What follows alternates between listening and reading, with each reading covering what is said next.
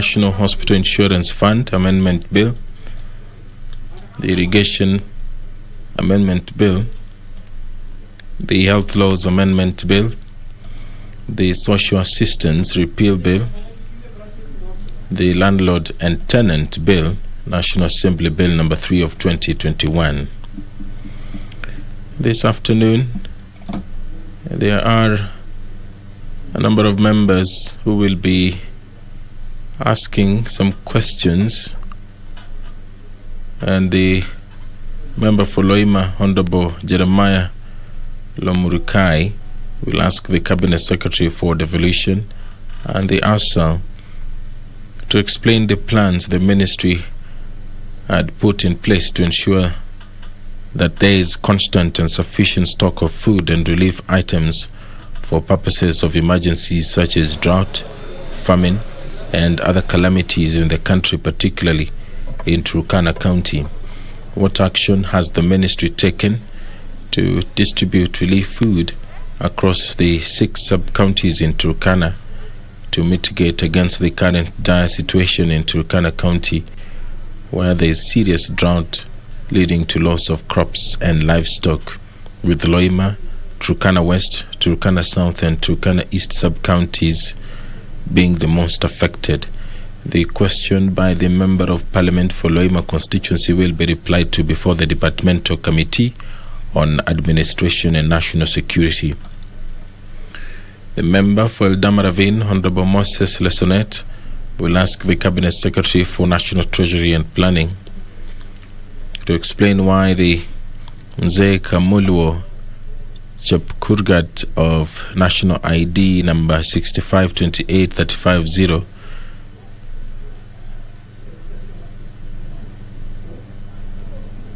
from his 1983 until retirement on 28th of February 1990 is yet to be paid his NSSF pension to date, even after his request was sent to NSSF.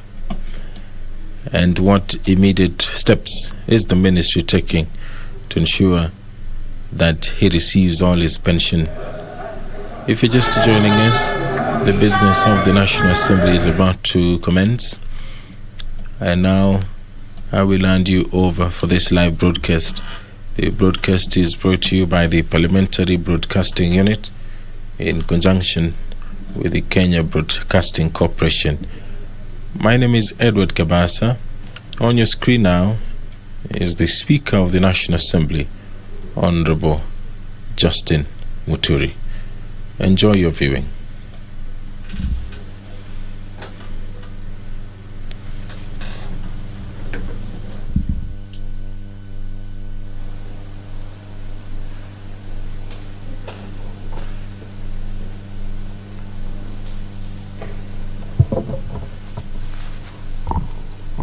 Let us pray.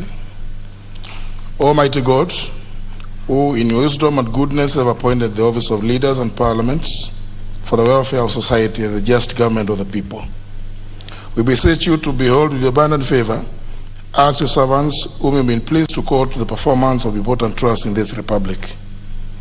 Let your blessings descend upon us here assembled, and grant that we treat and consider all matters that shall come under our deliberation in so just and faithful a manner as to promote your honor and glory, that one funds the peace, prosperity, and welfare of our country, and of those whose interests you are committed to our church. Amen.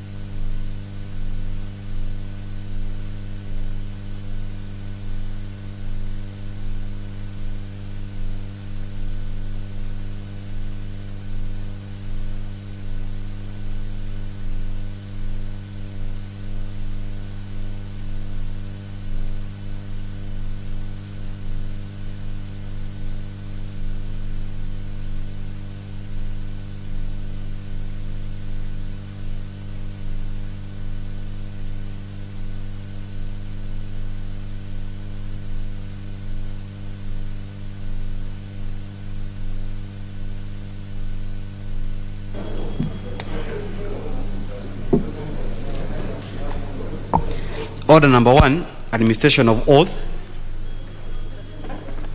Order number 2, communication from the chair.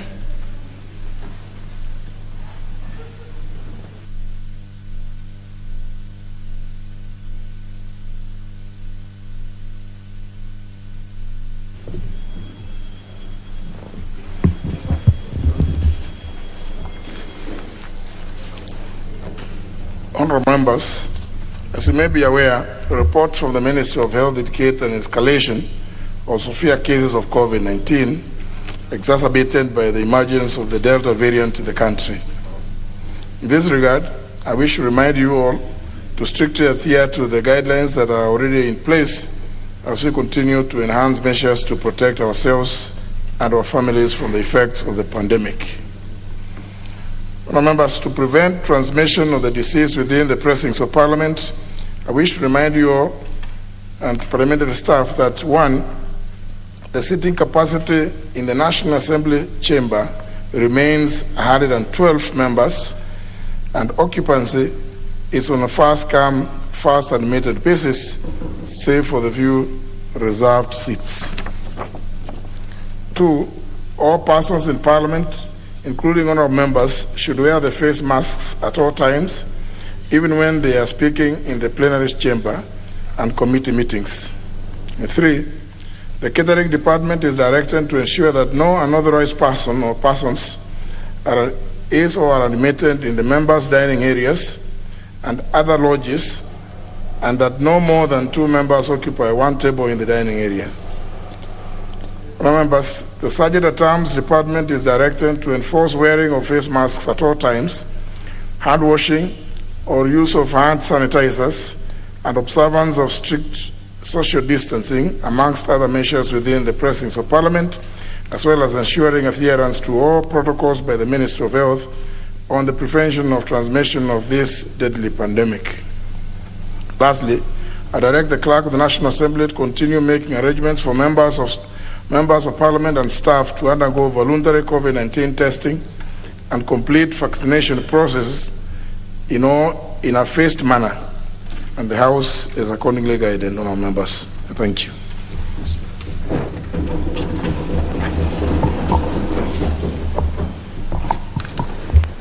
Order number 3, messages.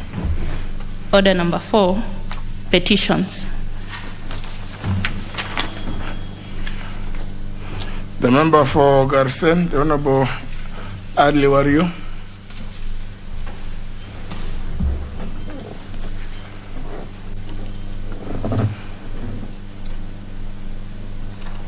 Can you press the intervention button? Yeah, that way, yes.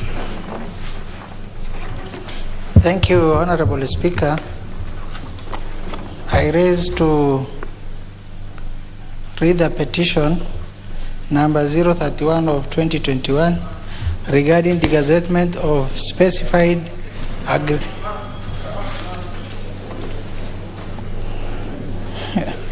regarding the gazettement of a specified agricultural development corporation land in Garseni constituency. I, the undersigned, on behalf of residents of Garseni constituency in Tana River County, draw the attention of the House to the following. Number 1, that the Galana Ranch scheme spans over 1.7 million acres and was established in 1968 as a game and trading company before being acquired by the government through the Agricultural Development Corporation ADC to provide a buffer zone between Savo East National Park and the surrounding communities to undertake beef ranching, off-take management during drought, as well as for production of biogas. Number 2, that through the intervention of His Excellency President Mwai Kibaki in 2006 and His Excellency President Uhuru Kenyatta in 2013, the Agricultural Development Corporation was directed to release 250,000 acres to residents of Asa and Kone locations near Savo East National Park, with pastoralists being granted access to the River Galana watering corridor to water their livestock.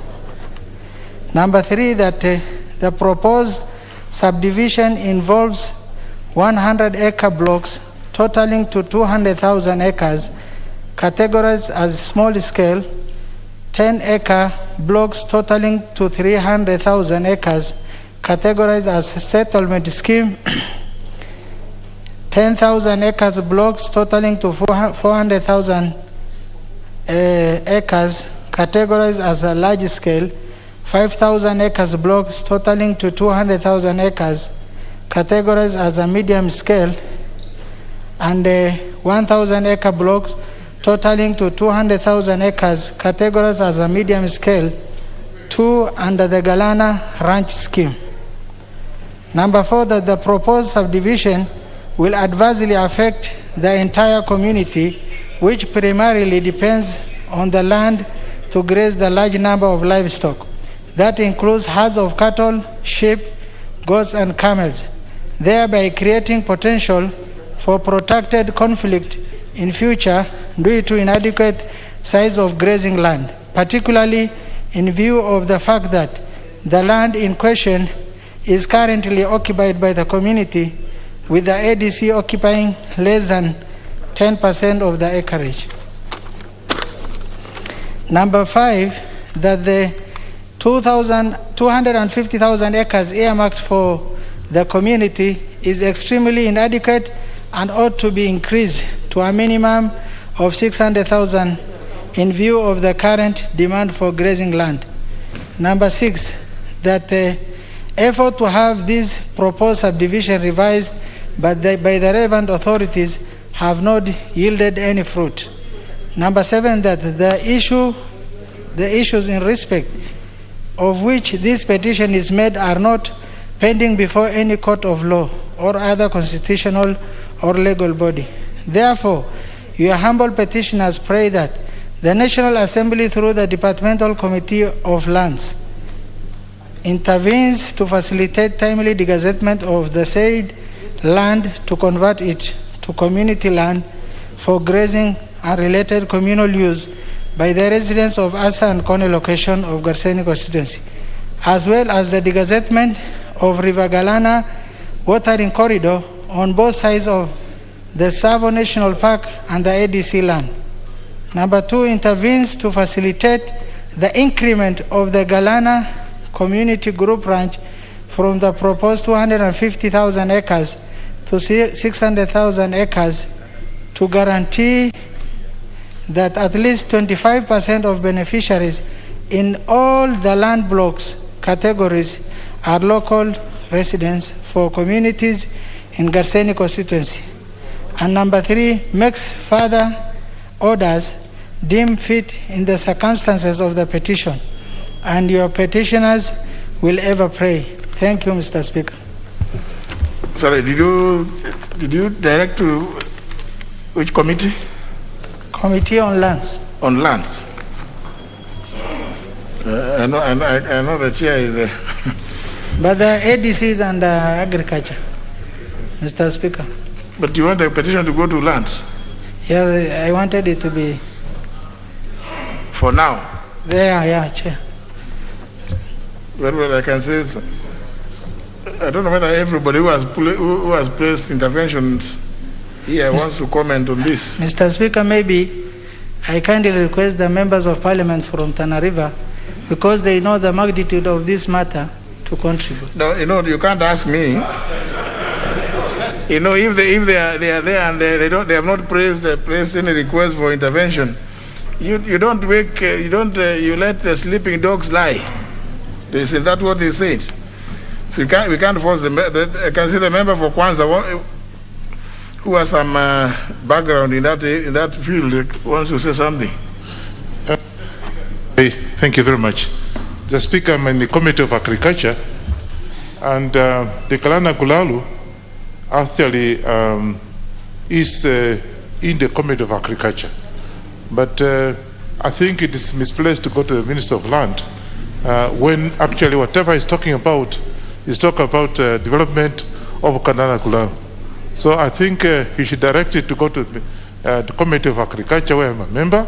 I've even visited Honorable Wanyonyi, the member is praying for degazettement. Degazettement is not a function of agriculture, is it? Yeah, but whatever is talking, the speaker is talking about things to do with agriculture. Yeah, but initially, before it can be degazetted, before it can go to agriculture, before you can go to farm, it has to be degazetted. But the member desires that be handled by the Departmental Committee on Lands. Is it comment on the petition? Honorable Mutua Barasa. Thank you, Mr. Speaker. I want to support this petition. It's very important, and I hope that the government is going to prioritize resolving of issues that affect the Mwananchi directly, Honorable Speaker. This is a matter that even as we speak here, the relevant government authorities should be able to pick it up so that it would not allow the citizens to continue suffering again. Honorable Speaker, thank you, and I support this petition. Member for Moya. Thank you, Honorable Speaker. Honorable Speaker, I think the issue of the management of public land and community land, as it may, needs to be looked at by the government, Mr. Speaker. I say this because, number one, I'm not sure we have a complete system or database where one can go and search for public lands, say in my constituency. Lack of that, Honorable Speaker, has caused anxiety, and people continue to practice grabbing that was in the past.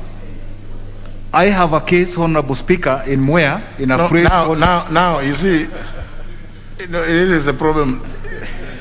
Comments, clarifications on this specific petition. It's similar. If we allow that, then it will become now. Maybe the member had a point when he talked about his colleagues from Tana River County, but because they don't know how to use the gadgets, I think, because they are from Tana River, they haven't requested. Thank you, Honorable Speaker. We'll try to look for them. I suspect some of those ones raising up their hands are from there, but it is not done that way. Don't raise hands. Okay. Thank you, Honorable Speaker. I think the issue is on management of public land and community land that needs to be looked at more seriously than probably it is currently, because it's an issue out there that the government needs to concentrate on and come up with a database that one can get into and know the size and description of public land in this country. Thank you. Member for Lamu. Asante Bwana Spika, mimi nami naunga mkono ombi la Mheshimiwa Wario. Ili tatizo linafaa lisuluhishwe, maana likisuluhishwa hata sisi watu wa Lamu tutafaidi. Asante Bwana Spika. Member for Ugunja. Mr. Speaker, this is indeed a very important petition. And I just pray that the Committee on Lands, under the chairmanship of my friend Honorable Nyamai, would expedite their action on this matter, so that the people of Tana River, especially the constituents of my good friend Honorable Rio, get justice. The issue of land, as has been pointed out, remains very controversial, and it was the expectation of Kenyans that with the promulgation of the 2010 Constitution and with the creation of a whole commission in charge of this issue of land, such matters would be addressed with finality. Yes, I hope this committee will deal with this matter very expeditiously. Thank you, Mr. Speaker. Yeah. Member for Saku. Thank you very much, Honorable Speaker. Honorable Speaker, I support this petition. Initially, Galana Kulalu was set aside for agriculture. It is also the most productive land in the constituency of Garsen. But over the years, nothing has happened on that land. The land is left fallow, the community is not using. It is the high time this land reverts back to the community. And I believe Honorable Member is saying de-gazette it. Indeed, it should have been done long time ago when the land became not usable for agriculture. I thank you, Honorable Speaker. Thank you, Mr. Speaker. Mr. Speaker, land is a factor of production, and I do support the petition, Mr. Speaker, that if the land is not utilized, the land, Mr. Speaker, should be degazetted. And as the land is being degazetted, Mr. Speaker, we know very well that this land is under the ADC, and the ADC is under the Ministry of Agriculture. So, Mr. Speaker, when you look at this particular petition, it will actually involve both the Ministry of Agriculture and the Ministry of Lands. And as we move forward, Mr. Speaker, ADC owns a lot of land countrywide, even in Trans Nzoia, but some of the land is fallow. We had also done a petition, Mr. Speaker, from Trans Nzoia that part of the ADC land should be degazetted to form a university. Up to now, it's never been done. So as the Committee of Lands look into this matter, they try to expedite because there are so many petitions under the committee. So I'm humbly requesting Honorable Nyamaya, as you look into this, please also don't forget the Trans Nzoia issue on the ADC land to be given a university. I thank you, Mr. Speaker. Nominee 001. Thank you very much, Honorable Speaker. And Honorable Speaker, as Honorable Chris has said, is that land is a factor of production. And when the land is held in the government custody, but it does not produce, Honorable Speaker, then it's a loss to this country. It is a loss for all of us. If then the agriculture and the irrigation that had failed, then it is just common sense for the government to degazette that parcel of land, revert it to the people of Tana River so that they can use it as a factor of production so that we can have food security, Honorable Speaker. There are pastoralists, Honorable Speaker. They should be, the land should be degazetted, and the Honorable Chair for that committee is here. She should actually look into all the land that is laying idle in the hands of ADC, Honorable Speaker, and degazette all of them so that we can use them to produce food, Honorable Speaker, because we have acute shortage of food in this country. Thank you, Honorable Speaker. Member for Mvita. Mr. Speaker, something that might be correlated. On the 23rd report of the Public Investment Committee, we had tabled something in regards to the National Irrigation Board. And Mr. Speaker, I did provide a disclaimer. There was the issue of Galana Kulalu that we were going to table as a special report on its own because of how detailed it is. And maybe with your indulgence and your guidance, Mr. Speaker, because we don't want equally to come up with something else, because the NIB, who took part of that land from ADC as well for purposes of this project, have indicated otherwise. But I do agree, I sympathize with the honorable member who raised this particular petition. But with your permission, Mr. Speaker, if you could also allow him to be able to share it with us, and maybe when we're looking into it, we look into it holistically. Allow who to share? The member, Mr. Speaker, so that when we are calling in the NIB, we can also be able to now formally request him as well to be there. This is a petition which is specific. Member for Kajiado North. Thank you, Speaker. I want to see things differently. Mr. Speaker, why these pieces of land were gazetted those times, our forefathers had a foresight on how they can be used. There are so many petitions and urge to gazette lands in Kenya. Like in other places, you will find that land that was set aside for veterinary purposes, people want to gazette and share. So it should be used for the purpose that was done. I know there are so many lands that have been gazetted and people are agitating for that. If we see the bigger picture of the country, I think we should not de-gazette what was gazetted for that particular purpose, unless that purpose is no longer viable with us. If it is not viable now, our future generation will see it used, the better use for that particular land for all Kenyans, not one particular community. I oppose. Member for Kilifi North. Thank you very much, Mr. Speaker. The Galana Kulalu, if left the way it is, will be another big land problem in this country, like we've had, especially in the coast. We've had so many problems of land in the coast. Now, the Galana Kulalu, if we don't solve it now, we'll have another problem. The petition by Honorable Wario is that Galana Kulalu should be degazetted, and they have one very valid reason. Government mandaries are actually subdividing the land and giving it to themselves without consent of Parliament as required by law. That is what is happening. There are people, secondly, there are people who have occupied that land even before ADC came. And these people are living in that land as squatters. One way of solving the problem of squatter is to degazette the land so that the people who are there get the land, because ADC is not using the land. The land that is for the farm, the big farm that the government has wanted, the 1 million, is there. And even that one, the chairman of ADC himself said 300,000 acres of the land has been taken by people. That's what the chairman said. And yet this land has not been degazetted. And yet the squatters who are there living currently cannot have access of that land. Why don't we follow this petition, degazette the land, allow the squatters to get titles to it, and then whoever wants to give to whoever can give. But let's save the people and let's save this land. Let the correct thing be done.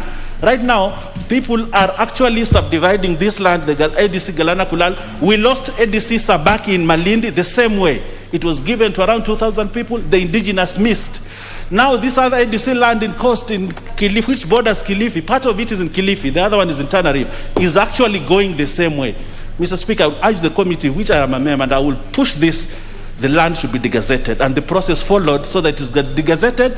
The people who have benefited from ADC land in this country, very many people, because they are mandaries of government. We want to stop it this time and ensure the right thing is done at the coast by giving the land to the people of the coast. Degazette it. This land must be degazetted. You know, the opportunity, if you look at, I want to encourage every one of us, please, whenever a petition is presented, just very quickly go to standing order number 226, so that you understand what you're supposed to do is to make comments, observations, and or seek clarifications.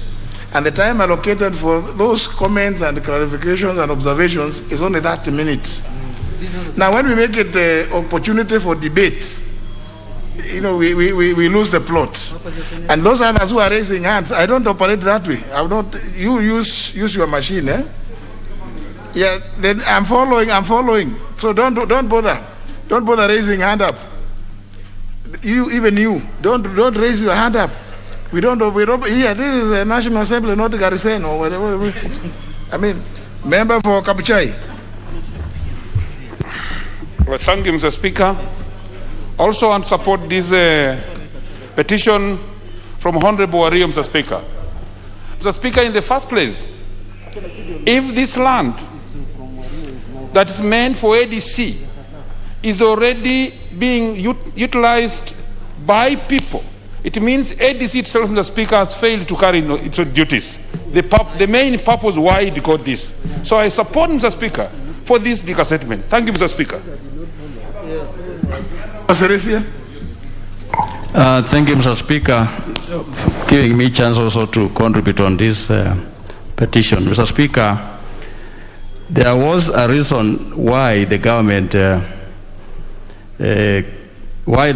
keep land, huge chunk of land, Mr. Speaker. Always it is for future of the new generation that is coming, Mr. Speaker.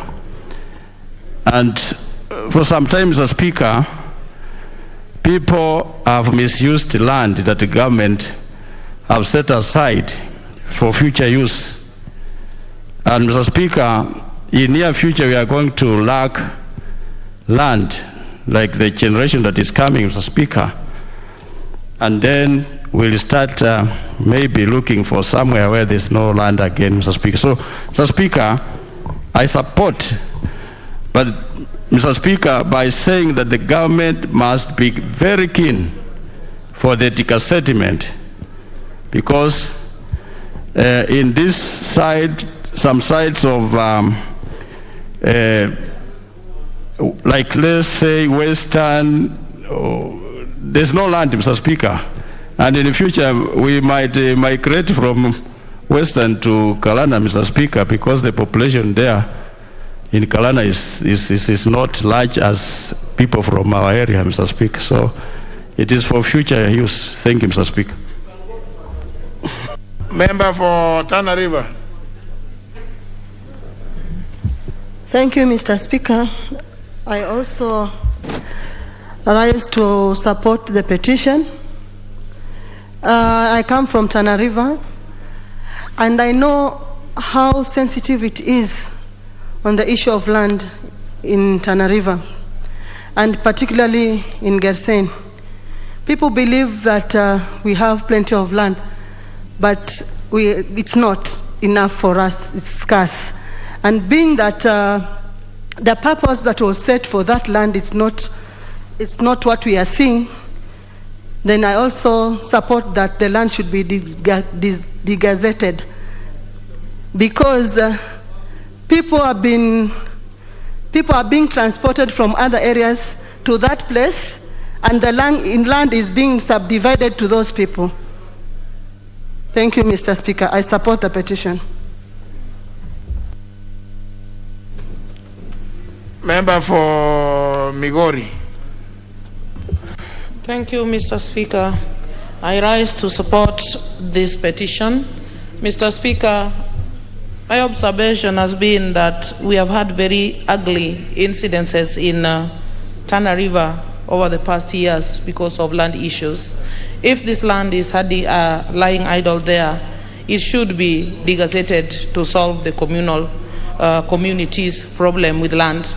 It is unfair that we should have land that should serve the people, and it is not serving the people in the proper manner. So let it be gazetted and allocated to people procedurally. I thank you, Mr. Speaker. Member for Soy. Thank you, Mr. Speaker. I rise to support this petition, Mr. Speaker, because it is very important that wherever there is land, first persons to be considered should be those who are residents of that area.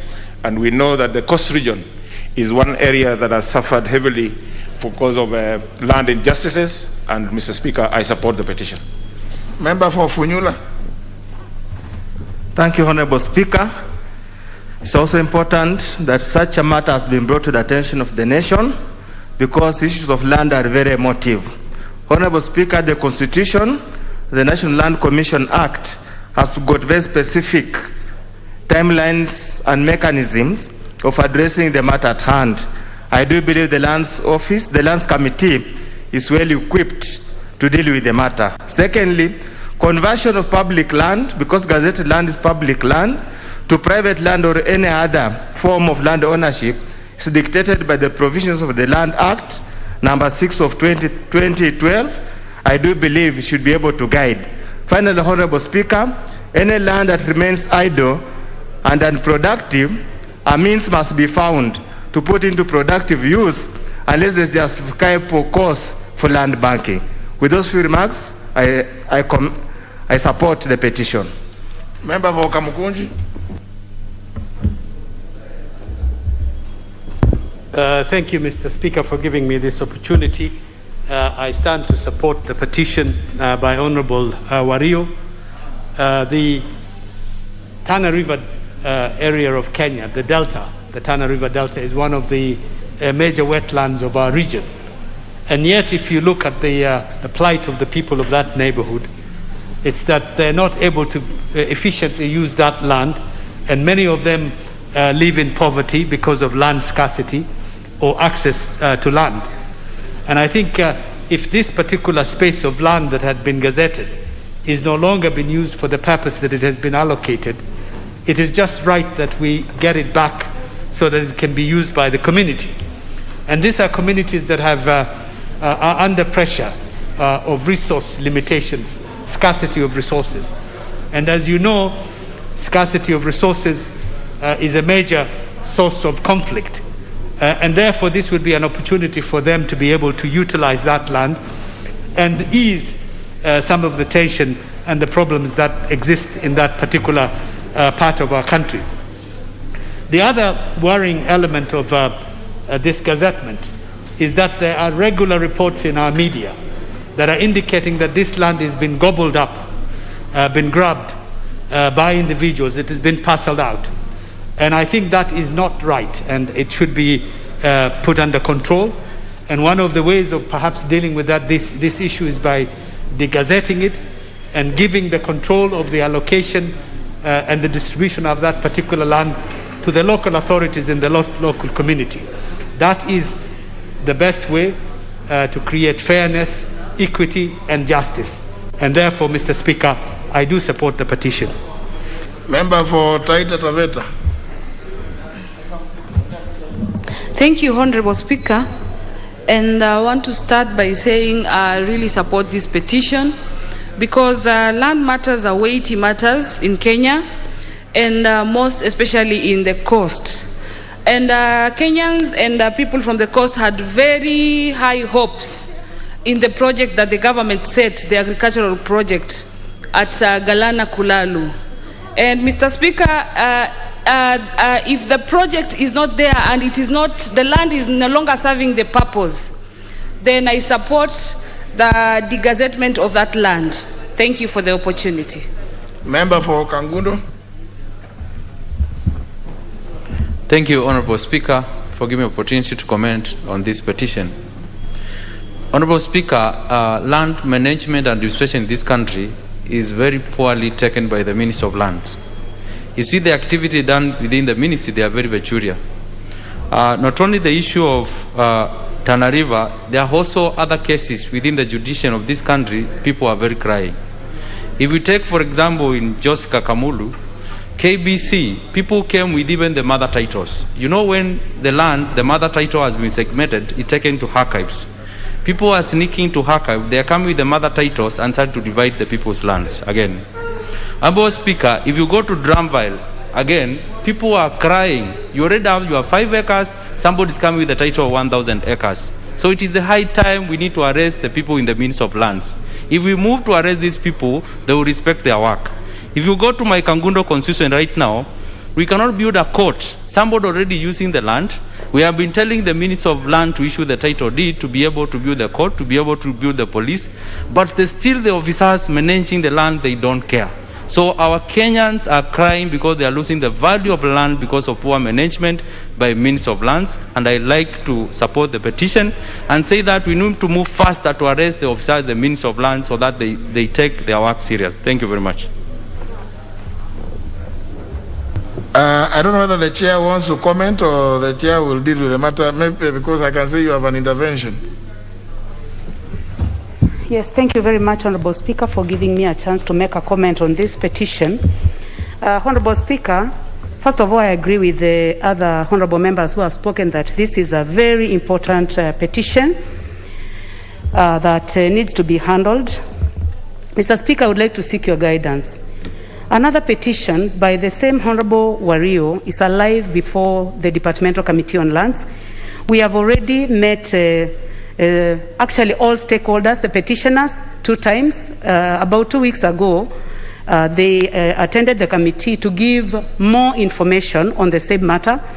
We have met the Ministry of Lands and Physical Planning, the National Land Commission, ADC, and last week, Honorable Speaker, we were able to speak to the PS as a stakeholder. And when I listen to the Honorable Wario, I understand the heat on the ground concerning this matter. But I realize that what he's asking for is exactly what this committee is likely to recommend. So I would like to seek your guidance, Honorable Speaker, whether there is a possibility of merging the matters that he has raised now with the petition that we are just about to conclude. When we engaged him last time with the petitioners, we informed him that the only matter that this committee could not deal with was the issue of access to water points and insecurity, because this lies in a different committee.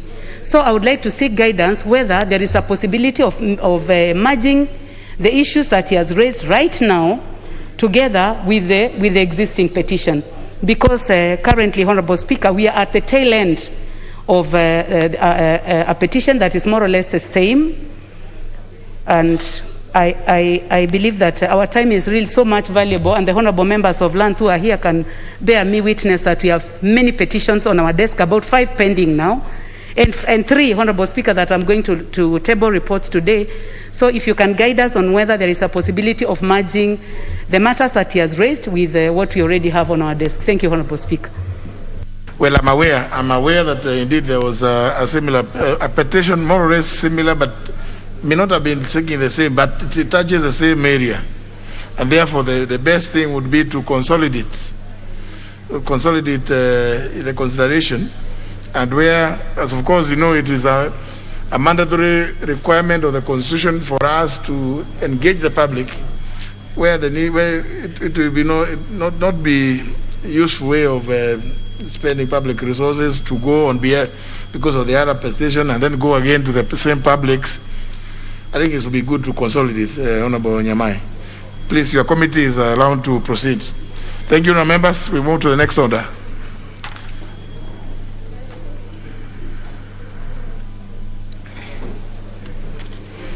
Order number 5, papers. Leader of Majority. Honorable Speaker, I beg to lay the following papers on the table of the House. Today, Tuesday, August the 10th, 2021, in the afternoon sitting. Number 1, legal notice number 114, relating the public service performance management regulations of 2021 and the explanatory memorandum from the Public Service Commission. Number 2, the annual report and financial statements of the TVET, Curriculum Development, Assessment and Certification Council for the year ended 30th of June 2020. And number 3, reports of the Auditor General and financial statements in respect to the following institutions for the year ended 30th of June 2019 and the certificates therein. 1 is the National Biosafety Authority, B, the Jomo Kenyatta Foundation, C, the Kenya Water Institute, D, the Kenya Education Management Institute, and lastly, the Commission for University Education. Thank you, Honorable Speaker. Very well. Next, the Chairperson, Departmental Committee on Education and Research, Honorable Florence Mutua. Honorable Florence Mutua, somebody is standing in your... Thank you, Mr. Speaker. Honorable Speaker, I beg to lay the following papers on the table of the House today, Tuesday, August 10, 2021. Reports of the Departmental Committee on Education and Research on its consideration of 1, the Higher Education Loans Board Amendment Bill, National Assembly Bill number 29 of 2020, the Higher Education Loans Board Amendment Bill, National Assembly Bill number 37 of 2020. Thank you, Mr. Speaker. Next, Chairman or Chairperson, Departmental Committee on Lands.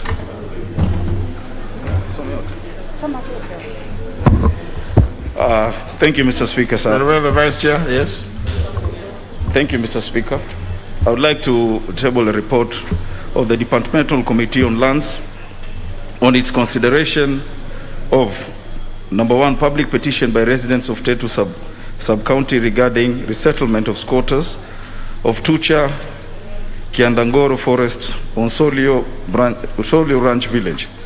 Number 2, public petition by residents of Dindiri Makata and Kaole Village in Chasimba Ward, Kilifi South constituency regarding disposition of land belonging to residents of Dindiri and Kaole Village. And the last one, Mr. Speaker, number 3 is public petition by residents of Chidondo, Junju Mrima, Mind and Bodio Village of Kilifi South constituency regarding resettlement of the residents. Thank you, Mr. Speaker. Very well. Next order. Order number 6, notices of motion. Honorable Abdul Samad. Thank you very much, Mr. Speaker. Speaker, I'd like to give a notice of motion on the rollout of COVID-19 relief measures for national growth. Mr. Speaker, they're aware that the COVID-19 pandemic continues to devastate the Kenyan economy, as exemplified by its staggering effects on economic growth that have led to massive losses of jobs and unprecedented layoffs, an underperforming financial market, distortion of monetary and fiscal policies, instability of the Kenyan shilling, fluctuating global trade, and general strain on medical facilities countrywide. Concerned, Mr. Speaker, that reports from the Kenya National Bureau of Statistics reveal a substantial decline in the number of employed Kenyans as well as reduced employment opportunities. Equally, Mr. Speaker, deeply concerned that the frequent lockdowns instituted by the executives with the objective of countering the spread of the pandemic are a key cause of the underperforming economy despite the noble intention behind their implementation. Further aware that the current unprecedented challenges call for extraordinary but necessary solutions, this House therefore urges the national government to roll out a COVID-19 economic stimulus program that incorporates an enhanced Kazi Mtaani concept in urban areas and a new Kazi Mashambani concept in rural areas. Enhance cash transfers programs to the elderly, orphans, the vulnerable, and the destitute.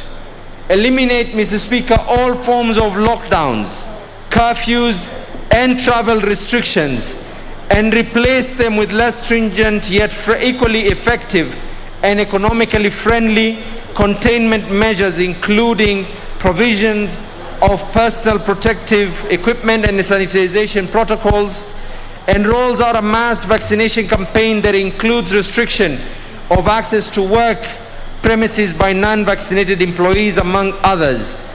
Similarly effective interventions to stimulate economic recovery and national growth.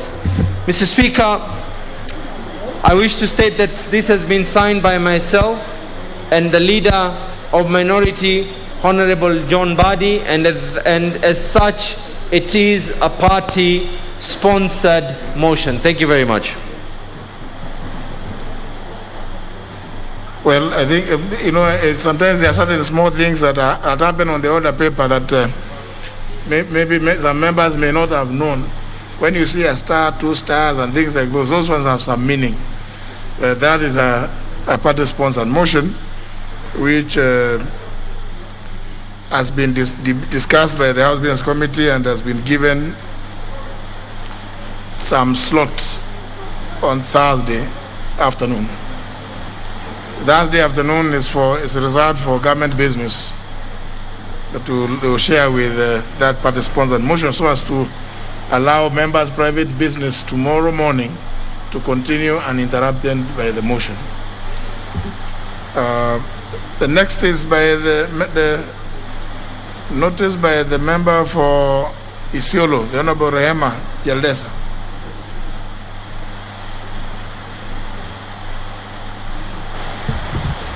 Thank you, Mr. Speaker.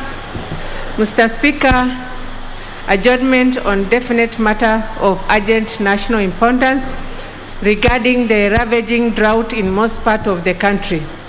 Honorable Speaker, pursuant to Standing Order 33.1, I rise to seek the leave for adjournment of the House in order to discuss a definite matter of urgent national importance regarding ravaging drought situation in most parts of the country.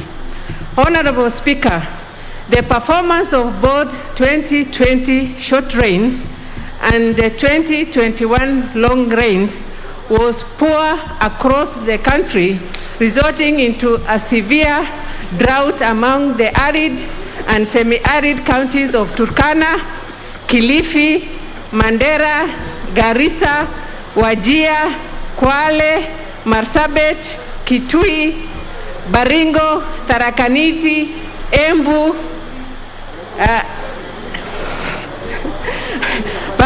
sorry, Mr. Speaker, I'm being interrupted. It's raining in Nairobi, not northern Kenya, Mr. Speaker. Baringo, Makueni, Isiolo, Tana River, West Pokot, Samburu, Meru, Laikipia, Lamu, Taita Taveta, Kajiado, Tharaka Nithi, Embu, Nyeri, and Narok. The drought situation is likely to worsen in the second half of 2021, with negative consequences for household food security, food scarcity, crop and livestock production, access to water, the nutritional status of children, and local coping strategies. Honorable Speaker, livestock deaths have been reported in most parts of these countries, and 2 million people are in dire need of food assistance. It is against this background that I wish your indulgence to seek leave of the House to discuss this matter of national concern with a view of exploring possible lasting solution to this perennial disaster among the arid and semi-arid counties. Thank you, Honorable Speaker. You have the numbers? Yes.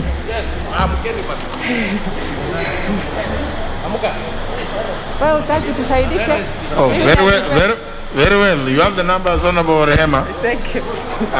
You miss it. You may resume your seat. You have the numbers, and therefore I order and direct that you will move your motion at 6 p.m. for 1 hour.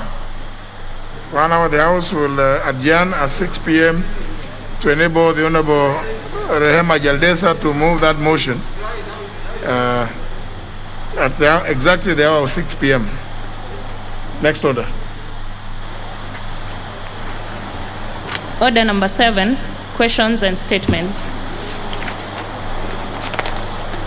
First question by the member for Loima. The member has indicated his inability to be present today and has requested that the question be deferred to Thursday 12th.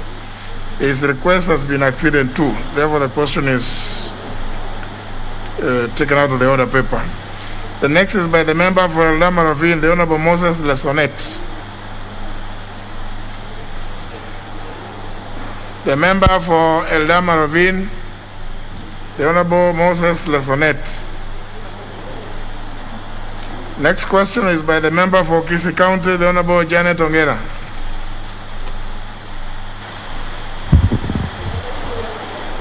Thank you, Mr. Speaker. I raise understanding order number 42A5 to ask the Cabinet Secretary for Interior and Coordination of National Government the following, Mr. Speaker. Could the Cabinet Secretary provide a list of all reported cases on gender-based violence, rape, and murder affecting children and women in Kisii County from July 2018 to date? 2, could the Cabinet Secretary also provide details on the status of investigations into the said cases in Kisii County and indicate whether any arrests have been made and suspects charged, and explain the steps the ministry is taking to ensure that the rampant cases of gender-based violence, rape, and murder in Kisii County are put to an end? Number 3, Mr. Speaker, what measures is the ministry putting in place to ensure that affected families are duly compensated for the pain and suffering as well as loss of lives of their loved ones? Number 4, on what basis does the government, through the chiefs, compel victims to settle cases of gender-based violence out of court and mostly by way of kangaroo courts, despite there being a well-defined legal process on gender-based violence? Thank you, Mr. Speaker.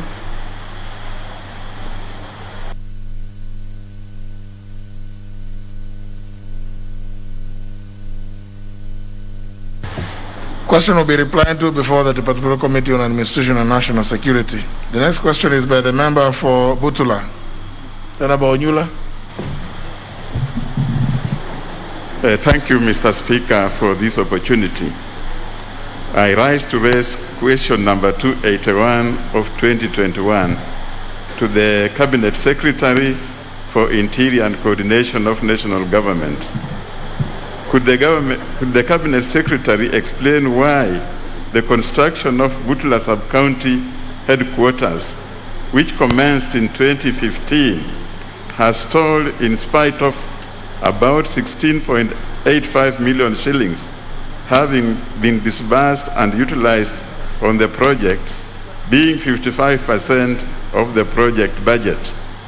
Number 2, could the Cabinet Secretary explain why the ministry has not made any budgetary allocation to complete the project, despite having made the commitment to do so in 2018?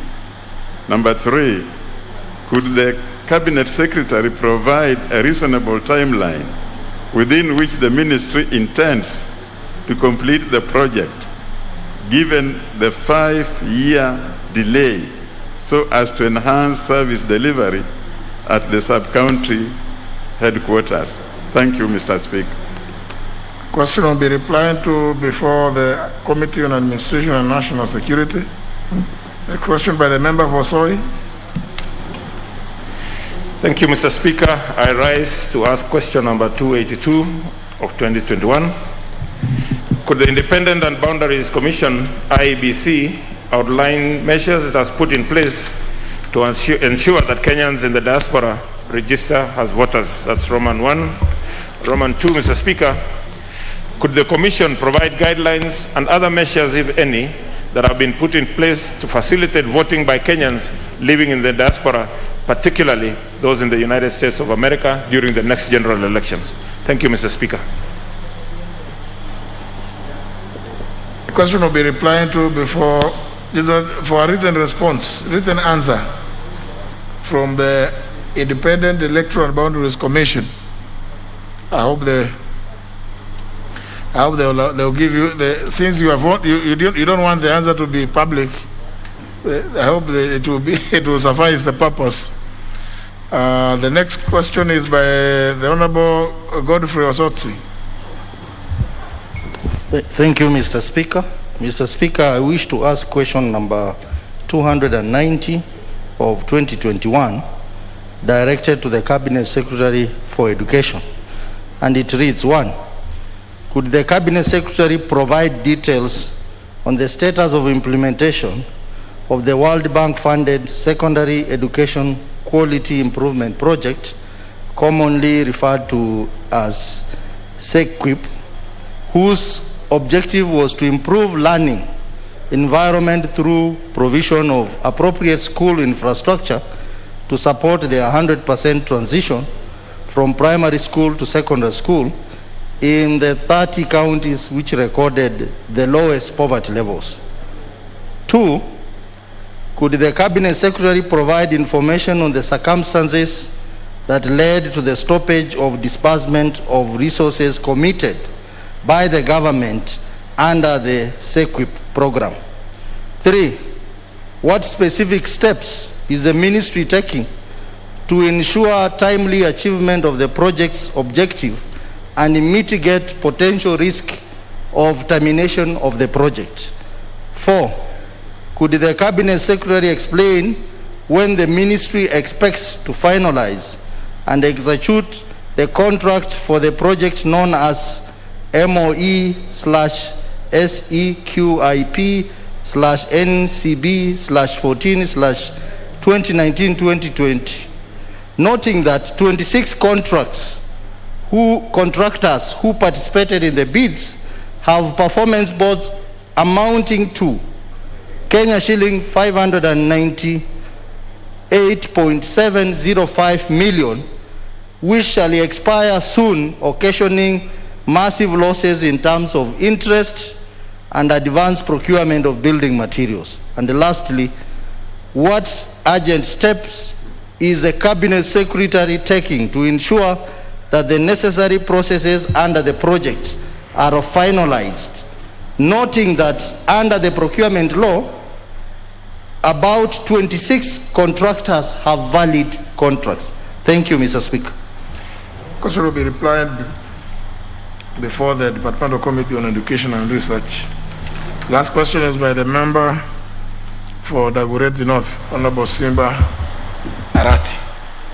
Thank you, Mr. Speaker. I raise, Mr. Speaker, to ask question 291 of 2021, the Cabinet Secretary for Environment and Forestry.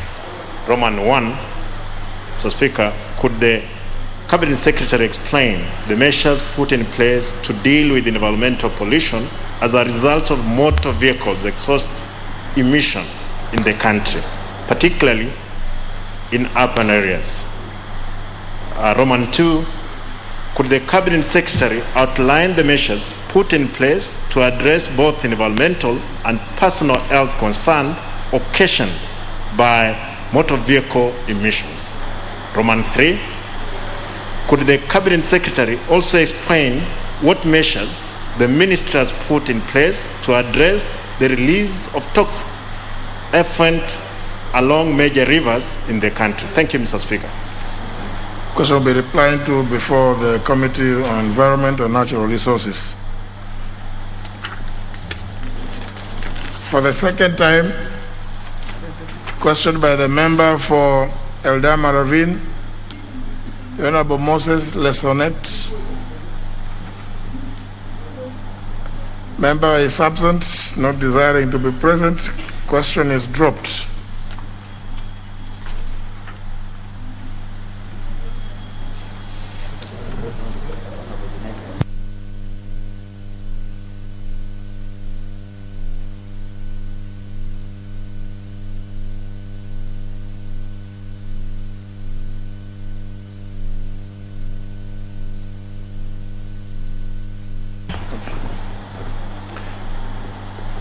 Honorable Junet. Thank you, Mr. Speaker. Mr. Speaker, I rise under Standing Order 210 on Committee on Delegated Legislation, Mr. Speaker. Mr. Speaker, the standing orders are very clear, and I saw yesterday the chairman of the IEBC Commission talking about the issue of the campaign financing, Mr. Speaker. Mr. Speaker, this matter now is before the Committee on Delegated Legislation, and the standing order, Mr. Speaker, says, in accordance with provisions of the Constitution, the act pursuant to which it is made or other relevant written law, if you go to I, Mr. Speaker, says, appears to make some unusual or unexpected use of the powers conferred by the Constitution or the act pursuant to which it is made, or appears to have had an unjustifiable delay, Mr. Speaker, delay, and in its publication or laying before Parliament, Mr. Speaker. Mr. Speaker, IEBC has been in existence now for the last many years that I can remember. Mr. Speaker, the Campaign Finance Act is very clear that the regulations on campaign financing should be brought to Parliament 12 months before the general election, Mr. Speaker. Mr. Speaker, they say delay is the enemy of progress. IEBC, Mr. Speaker, was aware that the next general election is going to be held on 9th of August 2022, Mr. Speaker. IEBC knew the campaigns for the next general election will require financing also, Mr. Speaker. IEBC knew that they are required by law to present draft regulations to this House, Mr. Speaker, on financing of campaigns for approval before they take effect, Mr. Speaker. IEBC knew that the law requires them to make these regulations at least 12 months before the general election, Mr. Speaker. IEBC has failed to make any campaign finance regulations, Mr. Speaker, including even for all the by-elections that has been held in the last 4 years, Mr. Speaker. IEBC, Mr. Speaker, has now purported to forward a draft regulation, Mr. Speaker, for the next general election, less than a week before the absolute deadline for consideration and approval by both houses. Mr. Speaker, why am I raising this matter? Mr. Speaker, I don't want Kenyans to blame Parliament, that Parliament has not done its work in terms of putting up the required regime of laws that will make the next general election conducted in a proper manner, Mr. Speaker. Mr. Speaker, as I've said earlier, IEBC knew very well that the Campaign Finance Act, the Campaign Financing Act, required them to bring those regulations 12 months before the general election. Secondly, Mr. Speaker, the Statute Instruments Act requires IEBC to have done public participation before they bring the regulations to Parliament, Mr. Speaker. That's a requirement of law, Mr. Speaker. When we donated as Parliament those institutions to do the regulations, Mr. Speaker, one of the requirements that are required of them is to do public participation. And I have not seen anywhere where IEBC has done any public participation before they brought those publications, those regulations to the House, Mr. Speaker. But more importantly, Mr. Speaker, how do you expect the House, this National Assembly, Mr. Speaker, to pass those regulations when you have brought them a week to the deadline, Mr. Speaker, and then you go and tell Kenyans that the matter now is in Parliament, is no longer with us. We have taken, you had 4 years to bring those regulations, because you remember last Parliament, Mr. Speaker, we passed the Campaign Finance Act, but we said it will take effect in the year 2016. We deferred it to take effect in the year 2022, Mr. Speaker. So Parliament, IEBC was fully aware that that act is in place. It will take effect in 2022. They should have brought the regulations way before, Mr. Speaker, than when they have just brought it last week on Thursday. I've even seen IEBC, Mr. Speaker, has gone further ahead and even published a list of how much money you can use in every constituency, in every ward, in every county, in every, president, this other one is called what? Governor. All those people, they have published yesterday in a Gazette notice. That is Mr. Speaker, we must follow what the Constitution dictates, Mr. Speaker. For example, now, when these regulations are before the delegated committee, the delegated committee, in a secondary measure, they are required to do public participation, Mr. Speaker. They will ask for public views. They have to follow the way a regulation should be handled in Parliament, Mr. Speaker. That will take us into the 12 months that the law has prescribed, that those regulations must be in place, Mr. Speaker. So, Mr. Speaker, I want to seek your indulgence under Standing Order number 210.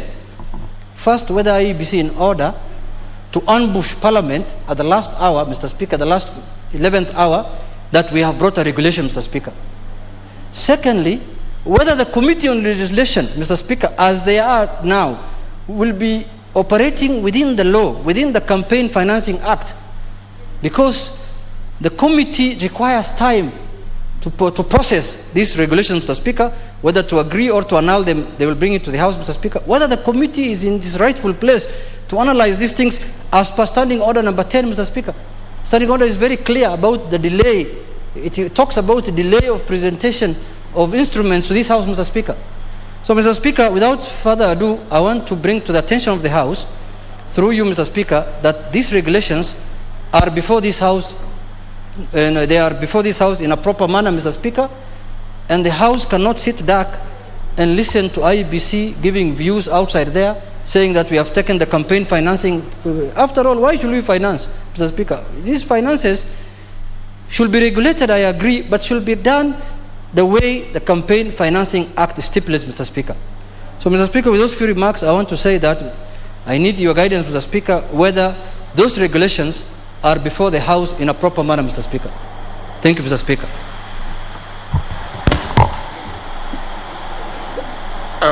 It looks like somebody may have touched some raw nerve. The Honorable John Bandy.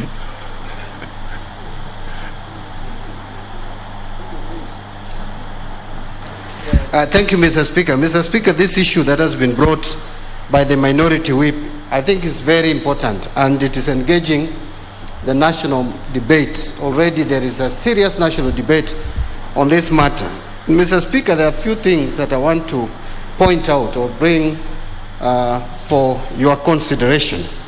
Firstly, Mr. Speaker, it is clear and evident that IBC, in the Kenyan fashion of waiting until the last minute to do what should have been done way before. Because really, Mr. Speaker, we did our elections in 2017. And IBC has had all this time, and they knew very well that the last day that Parliament should have finalized with these regulations should have been 8th of this month, which was Sunday. But, Mr. Speaker, the fact that regulations are brought here does not mean that the House would approve them. In the event they are not approved, IBC should have provided enough time even for reconsideration of the issues that are contained in the campaign financing regulations. Mr. Speaker, this is a delegated and a donated power that this House has given out to IBC. But it appears that IBC is not executing their mandate within the law. So two things, Mr. Speaker, that I would be interested in getting to understand. Number one is what actually Honorable Junet has asked for your guidance on, whether the Committee on Delegated Legislation would still go ahead and process these regulations and rules that have been presented to the House, even though we know very well that it is an exercise in futility because the deadline and the timelines are already passed. Number two, Mr. Speaker, now is the question of the issue of undermining the authority and powers of Parliament. A matter that is before Parliament, should it be discussed by IEBC as if it is a fait accompli? Because really, IEBC is proceeding like once they have forwarded those regulations to this House, that they are already accepted. Because I see the pronouncements from IEBC, it's like they are bringing those regulations to this House as a ceremony, as a conveyor belt, that there is nothing we will change, or I know we can't change, but we can reject and have those regulations redone afresh. So, Mr. Speaker, IEBC, just like we respect the courts, when a matter is active and is being dealt with by the judiciary, it is never discussed out there in terms of its merits and demerits. IEBC is talking about the core and the issues contained in regulations which they have submitted to this House, and this House has not concluded. And so I think this House needs to send a message to IEBC. They are in violation of our standing orders and interference with the people's sovereign power that is being exercised in this House. They should keep quiet until we communicate back to them, so that they know whether we will have these campaign financing regulations. Because without that, and I don't foresee it, Mr. Speaker, I'm waiting for your guidance, but really, if you strictly follow the law, it clearly comes out that we may not have these regulations in place. So, Mr. Speaker, those are the two issues that I wanted to add on to what Honorable Junet, and I want to thank him for bringing it out. But it should also come out very clearly, Mr. Speaker, that we are not against the campaign financing regulations. In fact, many of us would want a cap to be put. We are not so rich, so we want to campaign within the confines. Some of us are facing people who have really amassed wealth, we don't know from where, and although we suspect. So we are very cautious. And the beneficiary, actually some of the beneficiaries would be myself. I would want a cap to be put, but it must be done within the law. Thank you, Mr. Speaker. Honorable Makali Mulu. Yeah, thank you, Honorable Speaker. Honorable Speaker, I must thank Honorable Junet for raising this matter under Standing Order 2010, Honorable Speaker. Honorable Speaker, the reason I'm saying that is because yesterday, Honorable Speaker, the Chair IBC was making a presentation to the media. And when he was making that presentation, Honorable Speaker, things were said which to me have been disappointing, and at the same time, to some extent, undermining Parliament. Honorable Speaker, you know facts are very stubborn. When you are saying the truth, it will always remain the truth. The truth of the matter, Honorable Speaker, is that the regulations were brought to this House, or were tabled in this House, on Thursday last week. Between Thursday last week and today, there's no working day for Parliament. Because Friday, Parliament does not sit. Monday, Parliament does not sit. So the only sitting day is today. And as Honorable Junet has said, Honorable Speaker, these regulations are supposed to be in place a year to the general election.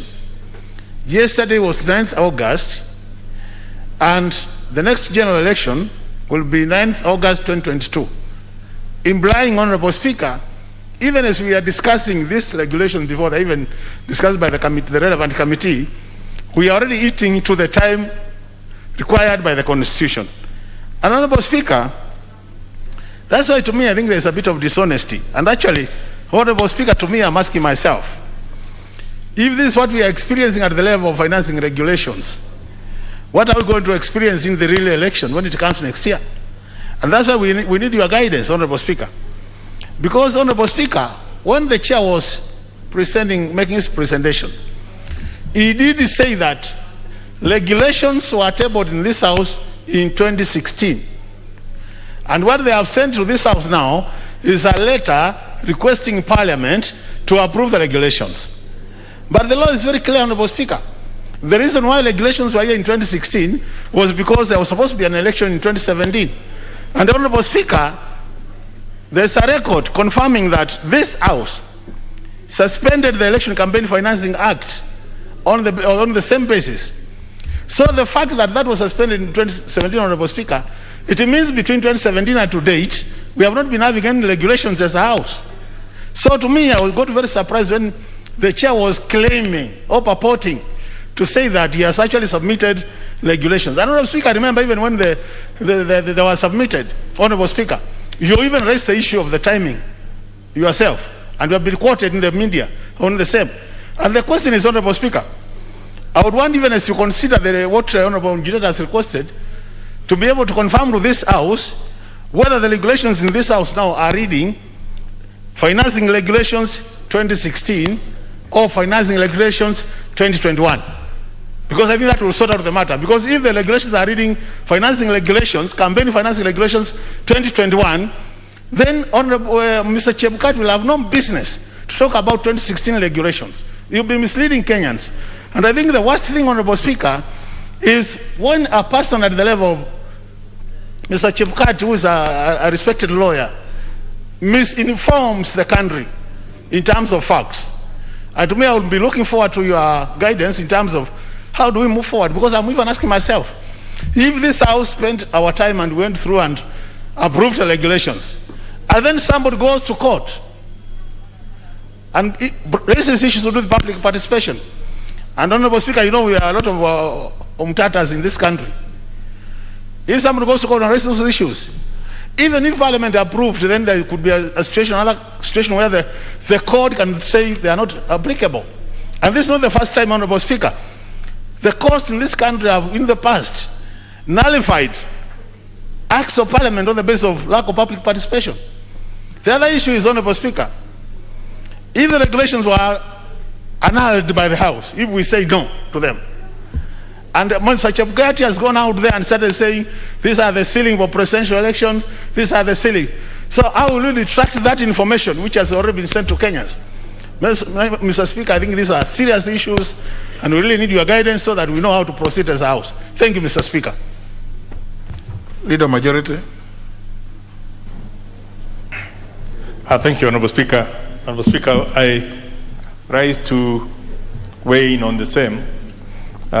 Indeed, the issue here is not whether IBC have sent the regulations, albeit late, to the House, but in trying to cover up the inefficiencies.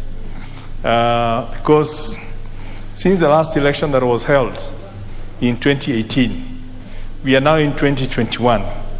Barring a few by-elections that have been held, basically IBC have been lying idle.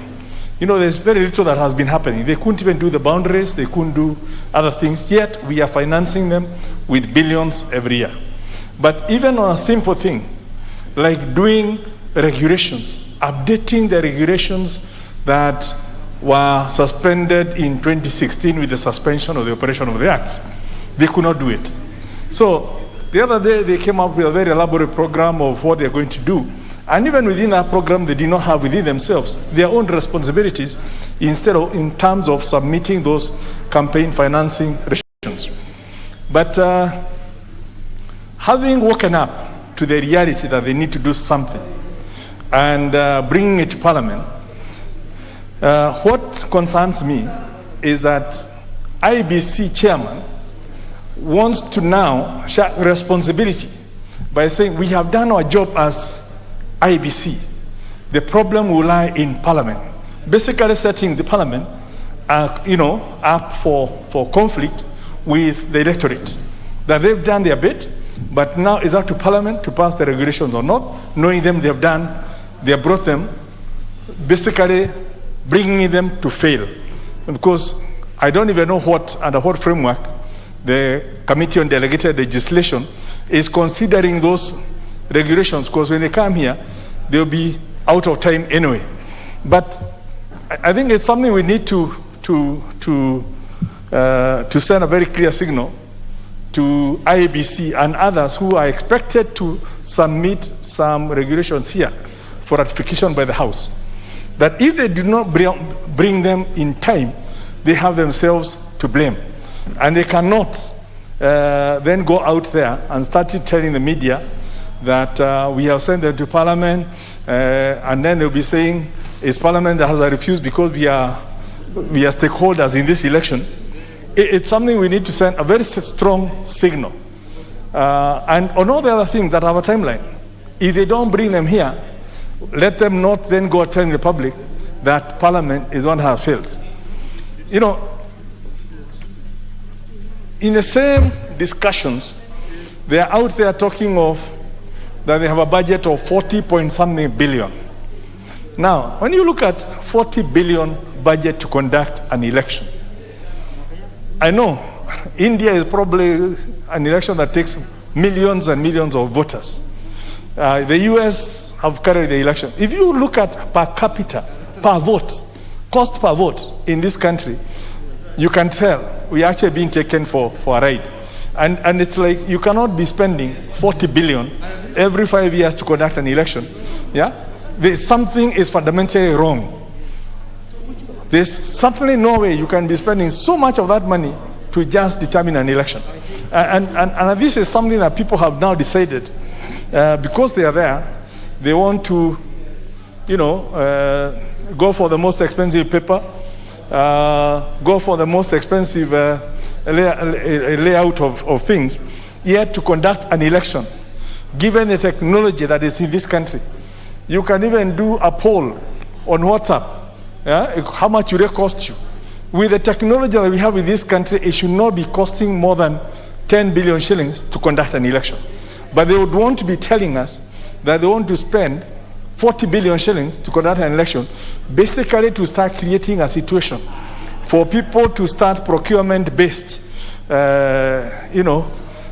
issues that between now and 20, they can start telling people, we have so much money that we have lined up now for ABCD. Then start looking for tenders and all the other things that go towards the waste, procurement systems. So let IBC wake up to the reality. They have 1 year to conduct an election. The campaign financing regulations, I doubt if they will see the light of day, because I'm not even sure at what framework our delegated legislation committee is looking at them, because they're already time barred, and IBC must take full blame for that. And on all the other things, let them come to this house as you advised them, Mr. Speaker. We just finished the budgeting process. I'm not sure whether they actually did in the budgeting for that we just passed last month. 2 months back. Whether they actually came out with those 40 billions to justify why they need so much money. Because, again, these are all part of crybaby tactics of trying to show, unless you give us this money, we are not going to guarantee a free and fair election. And this does not give confidence to the Kenyan people that we have an IEBC that can be relied upon to deliver credible elections. If you cannot deliver regulations on time, in terms of with having had so many years, if you cannot come with a realistic budget, you're basically sending the message out there that IBC is probably not prepared to conduct free and fair elections for this country, which is something we really need to do. So the chairman, Mr. Chebukati, must now be called upon to account, must be told, be responsible for your own mistakes, for your own delays, and stop blaming Parliament or anybody else for your own failures. If you did not deliver to Parliament in the right time, take full responsibility and let him explain to Kenyans why they did not deliver those regulations, unless, of course, they have people they would want to allow to spend massive amounts, but then try to blame Parliament. There's a reason why the campaign financing bill or act was passed by this Parliament, to limit the amount of money that people spend. apart from shocks to the economy, you also want to know where all this money is coming from. There's a reason. But now, IEBC, in their own wisdom or lack thereof, have decided to sit on those regulations and bring them when they cannot apply, and then start blaming Parliament that we are the ones not. They must take responsibility, and Mr. Speaker, I think you need to give us guidance in terms of, so we don't waste our taxpayers' money with a committee of delegated legislation doing a lot of work to basically do analysis. Because we don't legislate in vain. Thank you, Honourable Speaker. I thank you very much, Honourable Speaker. Honourable Speaker, my political persuasion, ODM, and its defunct NASA coalition have always held the view that we are dealing with a very inept and rudderless IEBC. Our opponents across the aisle have always believed that this is the best electoral umpire we've ever gotten in this country. Today, they are confronted with the same ineptitude, and we are increasingly getting vindicated. Honourable Speaker was very keen on petitions, particularly election petitions. In the year 2013, the first election after the new constitutional order, and the 2017 elections. Whereas one could have presented very cogent and incontrovertible evidence, but the mere fact that you file outside the constitutional timelines, you lose that kind of petition. So, Honourable Speaker, IBC has always been a respondent all through and through in all electoral petitions. And here they are, shooting themselves on the foot by the same thing that our courts have always held, that anything with a constitutional timeline must be respected, even if it is on a Sunday or on a Saturday. So they have always known that after 1 year, all the regulations ought to have been in place. But they wait until the tail end of this process, then they want to confront Parliament with their own ineptitude so that we help them resolve their own mischief. Honourable Speaker, this is a matter that when you retreat to give your traditionally good ruling, I think the timeline will form a basis on this, Honourable Speaker. Honourable Speaker, I had asked a little earlier. Allow me to digress by thanking you. Last week, I did raise a matter here concerning secondary schools. And by today, a circular is already out barring any principal from putting additional levies outside those which are prescribed within the government fee structure. So I wanted to thank you so much for that. And again, I'm told that NGCDF board is now working on a circular allowing us to present our project proposals in good time, courtesy of your intervention, Honourable Speaker. And I wanted to also ask you, Honourable Speaker, now that we are dealing with money matters, that the Committee on Transport, that is also charged with the responsibility of looking at monies from KERA, Kenya Rural Roads Authority, they usually have a very protracted procurement process that take forever for a contractor to be found to do our local roads. That even as we look at CDF component now, let the committee also fast track it with KERA so that we do the procurement process in good time, funding be done in good time, and we go into elections with our roads already taken care of. I thank you, Honourable Speaker. Honourable members, because what some of the issues you are raising here, I have a feeling that we may require a committee to look at them. If you could just comment on this issue, so that don't take too much time. Honourable Sankok. Thank you very much, Honourable Speaker.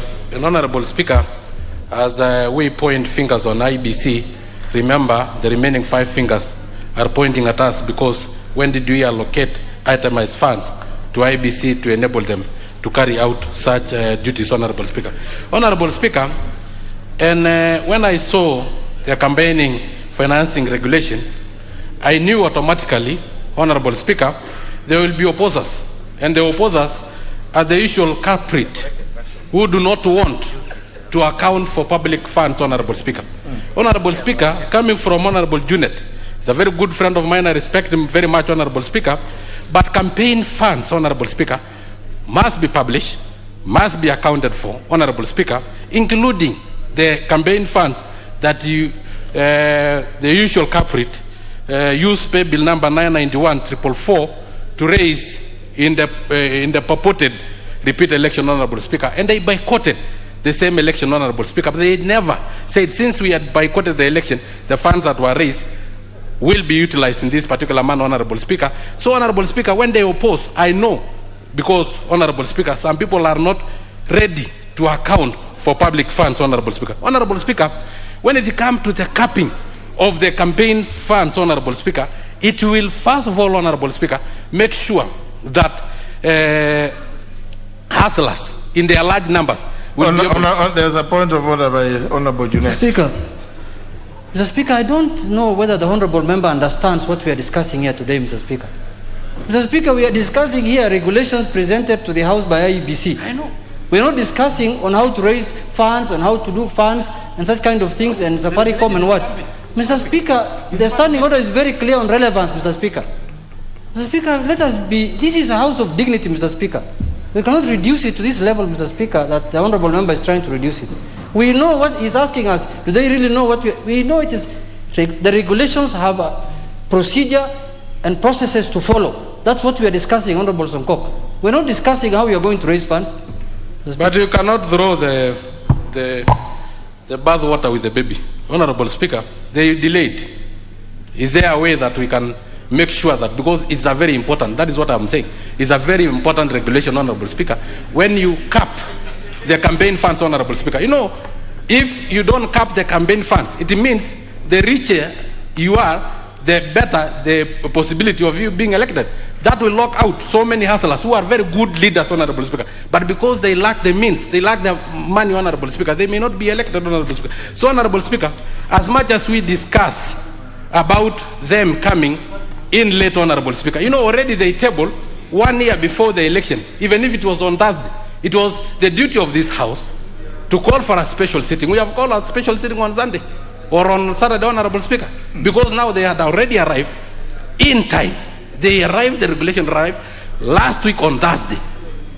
1 year, several days before the election. It was now our duty to make sure that, because they have a bit delayed, for us as a responsible House, not to delay and to fast track faster so that we don't meet the deadline of 9th. So I said we are pointing a finger on IBC, but the remaining 4 fingers are pointing on us. Honorable Speaker, I think as you give us your guidance, please let us not throw the bathwater with the baby, because this baby is very important. Thank you. Now, before I give the member for MY a chance to comment, but please, honourable members, but from the very basics, remember under Article 118, we are required, we are actually obligated as a House to undertake public participation in whatever we do, either in our committees or even as plenary. And in our rules, we are provided for the mechanisms of doing that, so that whenever papers are laid here, bills, we refer them to the committees, after which the committees sit and agree when it is that they will invite the public to come and appear. And that is a constitutional requirement that we cannot run away from.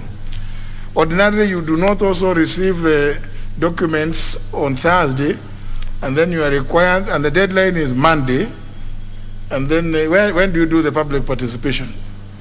You must give the public also reasonable time, not less than 7 days to appear, because they must appear prepared.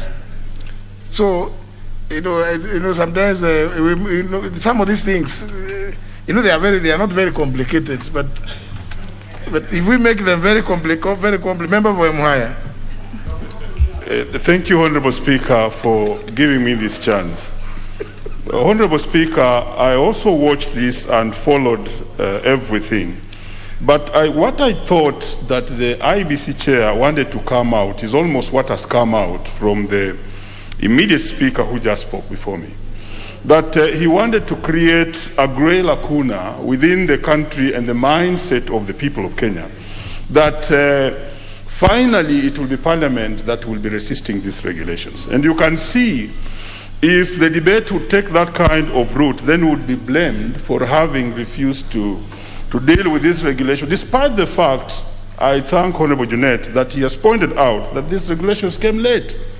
So finally, the sitting members and who are here will be looked upon as people who did not want this to happen. And as they reach the ground, Honorable Speaker, they will be having a certain tint on them that they were against this particular regulation. So he is laundering himself at the expense of Parliament and the members of Parliament. I thought that this is something that should come out clear, and I want to add this as you do your ruling on this. Further, I want to indicate, Honorable Speaker, that I almost also saw the idea of even political parties being given a certain task that indeed may not have been regularized in Parliament. And later on I also saw, let me, with his permission, Duale, speak about this, that there's no legal framework that binds us. But that is what people can speak on national media and go away with and actually just incite the public that Parliament is not doing. The truth is that this regulation should have come on time and therefore dealt with on time, and we should not be blamed like it is almost going with the chairman, because he finally said that the matter has left my desk. It's now with Parliament. You see, so it's clean, and we are that. Could you also notice, Honorable Speaker, as you'll be making this, as I conclude, that the budget he wants is, the street economists like ourselves, we have already done that, is bigger than what CDF takes in a year. So those are issues that need to be considered. Thank you, Honorable Speaker. Member for North Hall. Mr. Speaker, I do share the concerns of my colleagues about the submission of these regulations for campaign financing. And Mr. Speaker, the law is very clear. And this House cannot take it for a ride. Mr. Speaker, IBC had 5 years to prepare for this. We did not pass that law in this Parliament. It was passed in last Parliament. They had all the time they needed for this. And I really do hope so that you also send a very clear message and will set a very clear precedent for future, that when such regulations are being submitted to this House, they are done within the law and within the clear legal framework in terms of timelines. I do hope it will give us good guidance to guide us. I thank you. Honorable Chris Omalu. Thank you, Mr. Speaker, for this opportunity. Mr. Speaker, Honorable Junet has raised a very fundamental matter, Mr. Speaker, pertaining to campaign financing. Mr. Speaker, the Campaign Financing Act was passed, and for this law to be operationalized, Mr. Speaker, of course we expect the regulations to be developed by IBC to be brought to this House, Mr. Speaker. And in line with the Instruments Act, Mr. Speaker, the Committee of Delegated Legislation has to look on this matter and give us a report, Mr. Speaker. And Mr. Speaker, as you clearly say, Article 118, Sub-Article 1B, it is very clear, it says Parliament shall, the word is shall facilitate public participation in matters of legislation. It is mandatory. In line with our standing orders, again, Mr. Speaker, it must be given a notice. It must be put on the newspaper for the like-minded people and relevant people to bring the memoranda so that the committee in charge can be able to look into the submissions before they do a report. And Mr. Speaker, the delegated legislation is not obligated to approve. It can as well annul, looking at the issues of constitutionality and the issues of time frame, Mr. Speaker. Our standing orders are clear that the regulations, Mr. Speaker, must have been approved at least 12 months to elections. And to approve is different from submission, because you must submit first, it goes through the process before approval is done.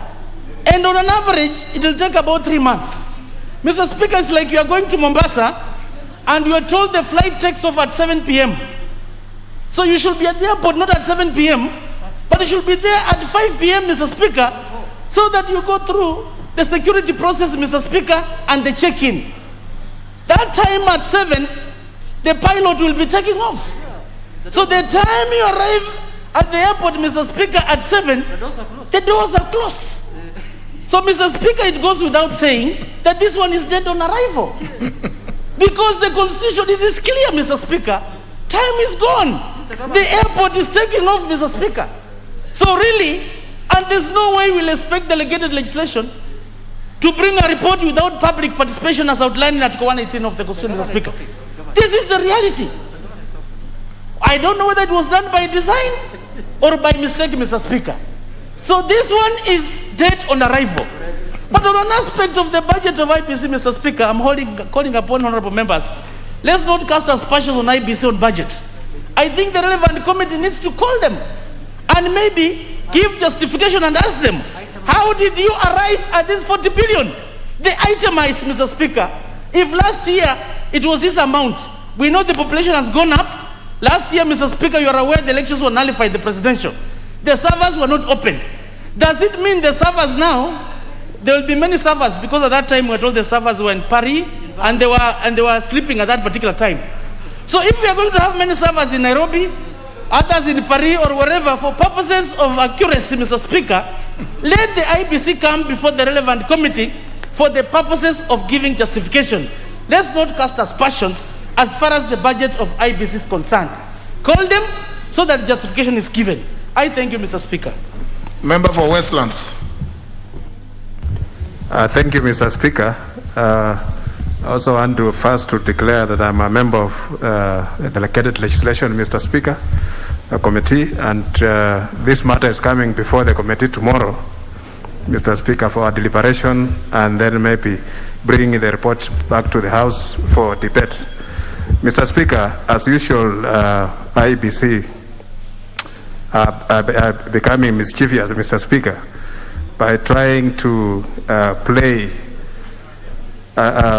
trying to set up Parliament. The Parliament has refused to approve these regulations, Mr. Speaker, when they know very well they have not followed the right procedure, Mr. Speaker. They are rushing, and then they know that the time is not even on their side.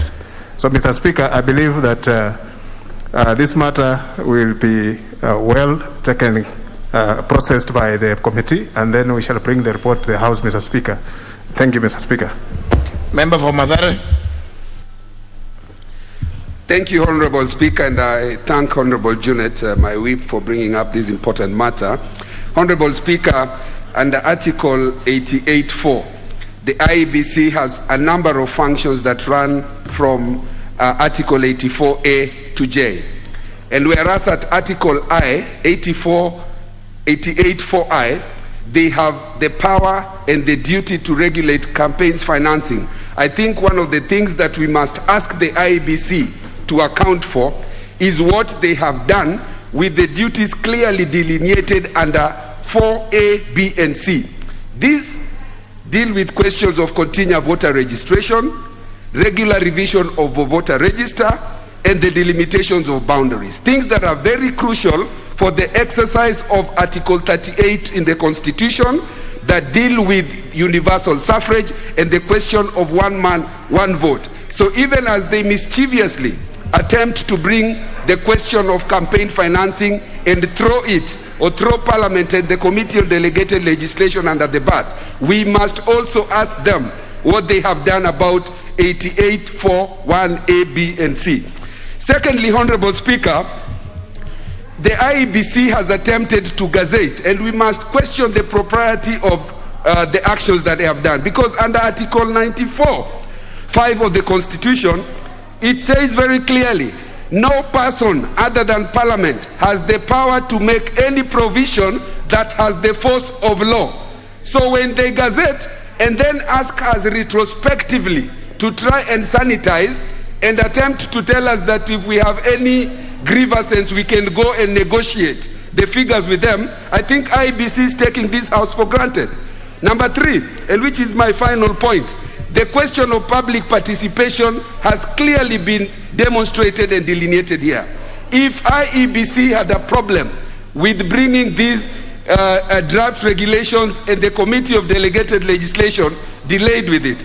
I sit in the JLA committee, which oversights IEBC. I sit in CIOC. We have had very many interactions with them, and I can confirm they have not raised a single question on delayed questions or processing of these regulations. So I support the plan has taken off, and it is too late in the day to ask Parliament to deal with these questions. Thank you. Maybe I think now we can try to wind down on these comments on the IBC. Honorable Duele. Mr. Speaker, I think on the onset, as we discuss this very critical matter, let us not injure the credibility of the election body. Because as we go 1 year to the general election, it is upon us as leaders to make sure that we give fair judgment of the body. And the Speaker, including you as a front runner in the next election, this is the referee that is going to decide, you and ourselves. Mr. Speaker, I had two issues with Chairman Chapukati. And let me start with, and I really want the women folk to forgive me, that from experience, this House has not implemented Article 27 and Article 81 of the Constitution on the two-gender principle. The two-third. Number two, it has not. We've tried, it has not. So, Speaker, the only thing that this House has passed, which is in the Senate, is, I think, the Special Interest Groups Amendment Law, which was to cure this thing, and it's in the Senate. Minus that, an IBC and the chair will only conduct their affairs based on existing legislation and laws, whether it is the Election Act of 2011, whether it is the IBC Act that governs them, whether it is the Constitution, the Political Parties Act. The chairman is purporting to use, Mr. Speaker, an advisory opinion from the High Court in the petition number 17 of 2017, where it was between Katiba Institute and IBC, where the court said, and I'll quote the judgment, it says, ask IBC to use administrative methods in implementing the gender principle. So, Mr. Speaker, IEBC cannot enforce and ask parties to present a nomination list based on a law that don't exist. If the people of Garissa, if ODM or UDA or Jubilee conducts a nomination in Garissa Township, if the followers of that party decide to elect a man, so be it. If they elect a woman, so be it. But Chepukati cannot force political parties on the two gender in as far as party nomination is concerned. That, I think, Mr. Speaker, it was wrong. Secondly, Mr. Speaker, I want members to read the Campaign Financing Act that this House passed, and more so Section 12 and 13. The submission, as the Speaker makes a determination, the submission and the gazettement of the campaign financing regulations, Mr. Speaker, which gives 1 year before the election, only binds on IEBC. It doesn't bind on this House. It doesn't bind, Mr. Speaker. And that's why I'm saying this House, we have a committee called Delegated Legislation. They will sit tomorrow. They will bring us a report. We can decide to agree with them. So, Mr. Speaker, Honorable Chair of IBC complied with the Campaign Financing Act to make sure that he gazetted just before midnight of the 9th of August 2021. Mr. Speaker, I did. Secondly, no, Chair, you know, my predecessor, that is not how you talk to when a member is on his feet. No, you know, Honorable Junaid is right. He's asking point of order. Section 29 you can read it, but I think, because I'm on the floor, so the matter is before us, and we'll deal it. And Mr. Speaker, let me say it. In fact, IBC has many, many other regulations they must bring to this House in preparation for the 2022. Speaker, you know, when a ranking member and the leader of majority emeritus is on. Now, Honorable Junet, what's your point of order now? No, Mr. Speaker, with due respect to the former majority leader, it was not my intention to interrupt him. But Mr. Speaker, you know, when he came late, when you get into the debate midway, you may lose track of some issue.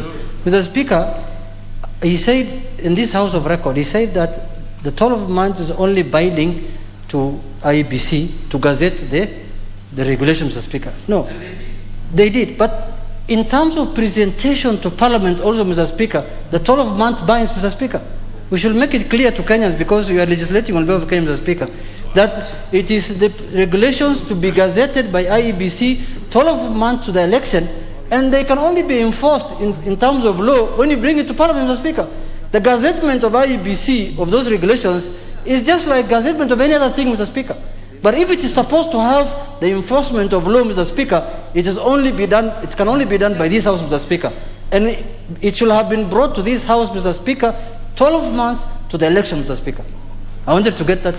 Chair, I totally agree with the Honorable Junet that the final word, the final powers lies with this House. Whether he gazettes 10 times, it is null and void.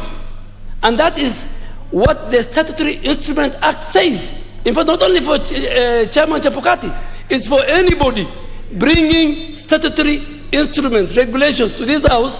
First, he must gazette it.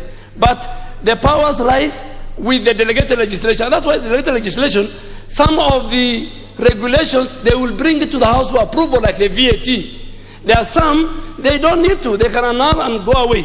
Mr. Speaker, because I had the benefit to go to TV last night, and I don't go to TV unless I do research.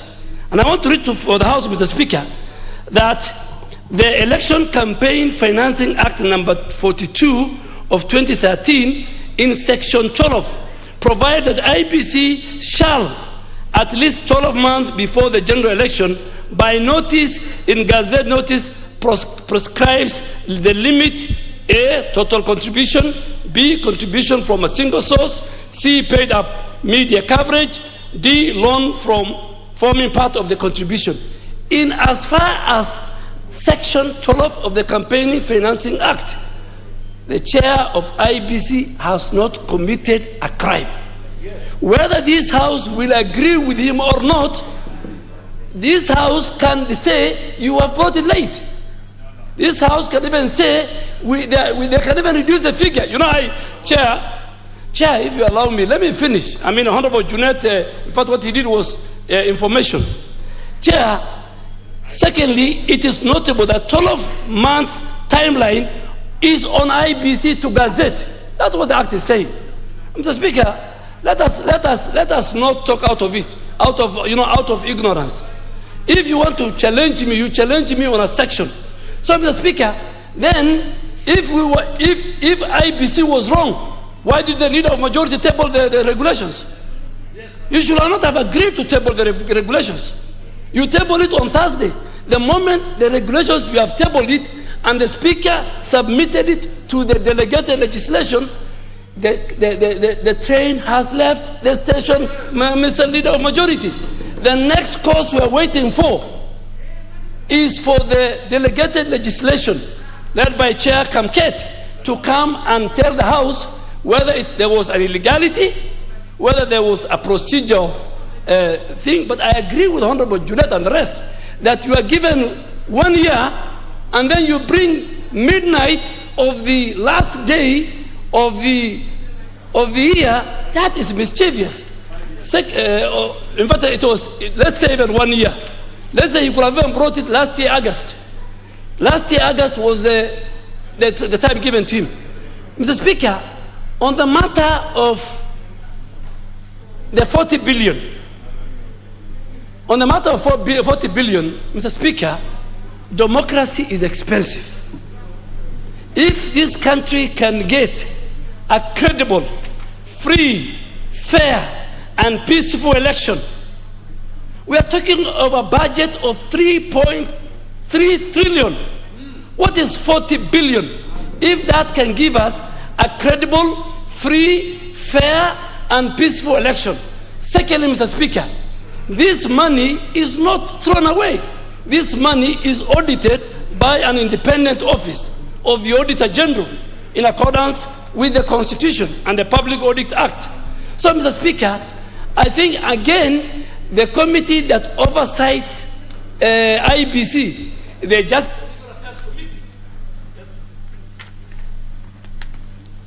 Yeah, 1 minute.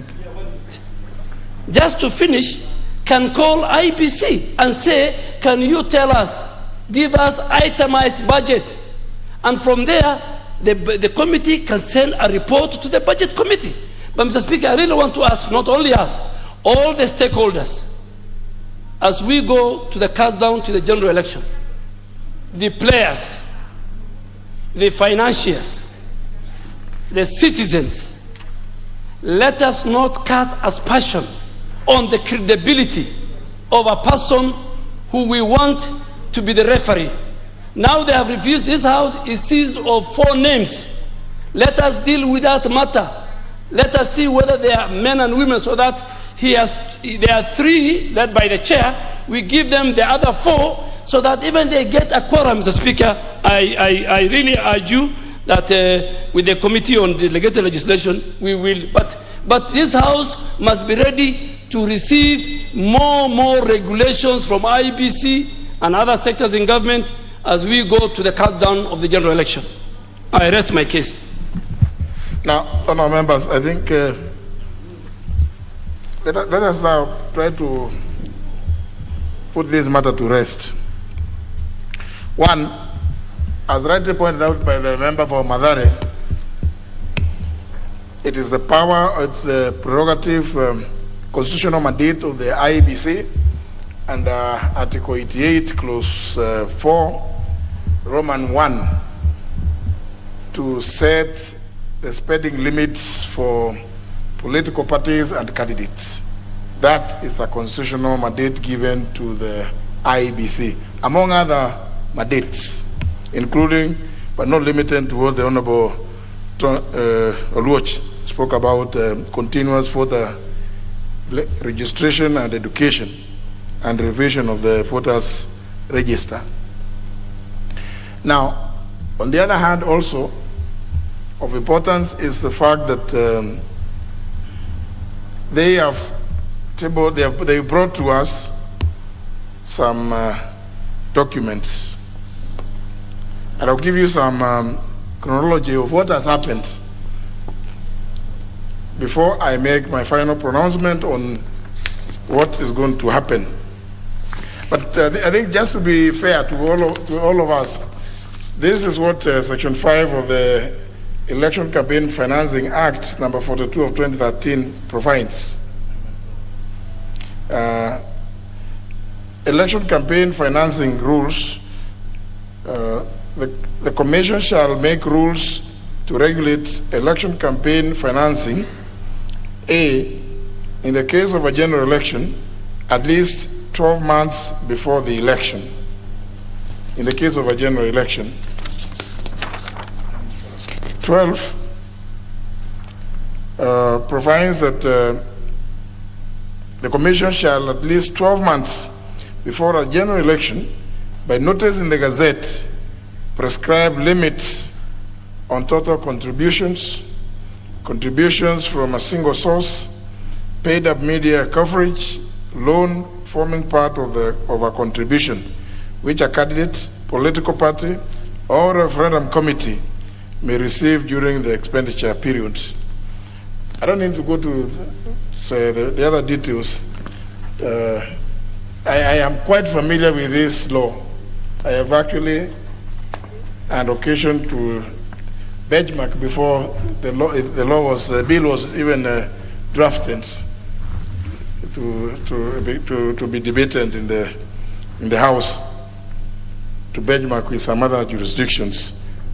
But more importantly, Yes, the IBC is required to gazette even these spending limits. But Section 29 is a clincher because it provides the Commission may make regulations for the better performance of its functions under this Act, and such regulations shall be laid before the National Assembly, emphasis, National Assembly, for approval before they are published in the Gazette. Before they are published in the Gazette. So Honourable members, I'm reading this because, as you know, when you're making law, sometimes you provide that certain regulation-making bodies and/or authorities may come up with regulations, may come up with proposed regulations and gazette them. But there is a requirement under the Statutory Instruments Act that if you gazette, then you must table before the National Assembly within 7 days. Once gazetted, such in other laws, once gazetted, they have the force of law until they are annulled through our own processes on our members. That I think, that's the general application of that process as provided for in the Statutory Instruments Act. But for avoidance of doubt, we took a different path when enacting the Campaign Financing Act. Yes, and the finance bills. They don't take effect until approved. So this is specific. And I think I believe in the IEBC, there are quite a number of lawyers and other legal experts. I think they should know that. But again, none of members, I go by what the Honorable Timonyonyi has said, that his committee, and I can see another very active member of that committee, the Honorable Murugara is here, will be looking at these instruments, notwithstanding what we are saying here. Because, again, Honourable members, in keeping with good practice, it is not generally a good practice for the Speaker to withdraw business that has been referred to a committee of the House. It is good that the committee looks at whatever business that has been referred to it, makes its report before the House, so that the House makes a determination one way or other, either agreeing with the committee or disagreeing with the committee or proposing amendments to what the committee has come up with, because the committee is a creature of the House. And therefore, honourable members, it is not my intention to remove from the Committee on Delegated Legislation the papers, the instruments which came from the IEBC on Thursday last week. Now, honourable members, having said that, let me just also revisit this history. There's something that they brought here, which was referred as the Election Campaign Financing Regulations 2016. And the report of the Committee on Delegated Legislation on its consideration of the Election Campaign Financing Regulations of 2016 was laid on the table of the House on Tuesday, December 20th, 2016, morning sitting, and notice given that pursuant to the provisions of Sections 18 and 19 of the Statutory Instruments Act 2013 and standing under 210 subsections 4, paragraph B of the House, recommendation 1, the House was requested to reject the draft Election Campaign Financing Regulations 2016 as they contravened Section 5 of the Election Campaign Financing Act 2013 and Section 13A of the Statutory Instruments Act of 2013. Remember, I've just read out to you Section 5. It's on the 12 months.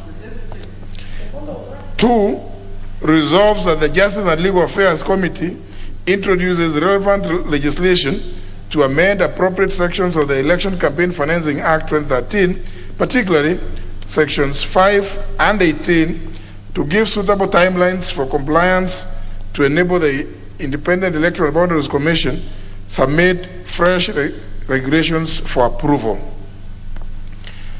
Honourable members, the Committee on Delegated Legislation of the last Parliament, in making this recommendation, and in mind that if the timelines in Section 5 could be reduced, then the IEBC could be given a chance to resuscitate, it's like bring back to life what came to Parliament as a corpse. Now, the record shows that on Tuesday, December 20th, 2016, in the afternoon sitting, the chairperson of the Committee on Delegated Legislation withdrew the motion pursuant to Standing Order number 51. So the motion was never debated. The House resumed. Now, with regard to election campaign financing regulations, which were titled 2020, this is what has happened, and this is the chronology of events. Number one, this House resumed its sittings on Tuesday, 3rd of August, 2021, having been on a short recess from Thursday, 8th of July, 2021, as per the calendar of the House.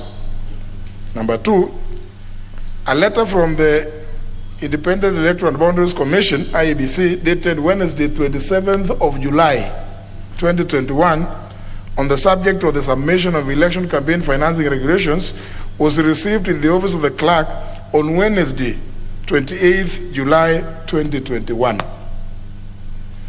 However, the regulations were not attached as indicated in the letter, and instead what was attached was the Election Campaign Financing, in brackets, Amendment Bill 2020.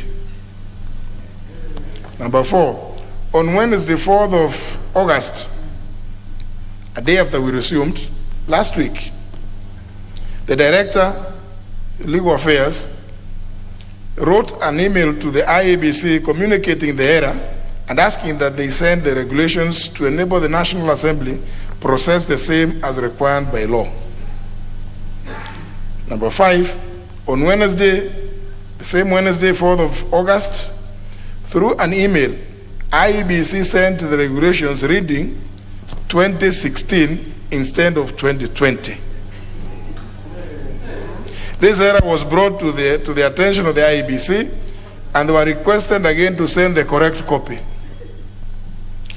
Number six, on Thursday, 5th of August, 2021, through an email, IEBC sent the correct copy of the regulations. And on the same day, which was Thursday last week, the draft election campaign financing regulations 2020 and accompanying explanatory memorandum were laid before the House by the Majority Party Whip on behalf of the leader of the Majority Party and referred to the Committee on Delegated Legislation. Immediately after the regulations were tabled, the Speaker issued a communication on the same and urged the committee to expedite the process of consideration of the draft regulations and table their report. Of course, taking into account that it is fair that the committee also, in keeping with what Honorable Chris Wamalwa said, engages with the public participation. So the committee, the same draft regulations were referred to the committee on the same date. And as we've heard from the Honorable Tim Wanyonyi, the committee is due to have its sitting tomorrow and consider. Therefore, honourable members, the point is, remember in our standing order 210, I think one of you made a reference to it. Yes, standing order number 210, subsection 3, Roman J, is a requirement that a committee must consider whether there has been unreasonable delay in tabling of any instruments before the committee and make an appropriate recommendation to the House. But it is not fair for anybody out there to suggest that the House, this House, has sat on any regulations meant to provide for expenditure, campaign financing for the next general elections.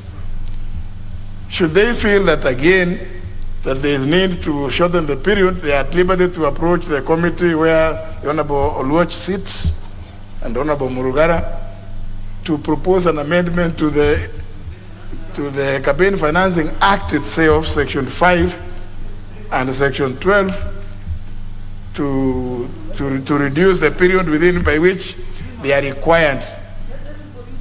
But remember, this requirement for 12 months is with regards to a general election.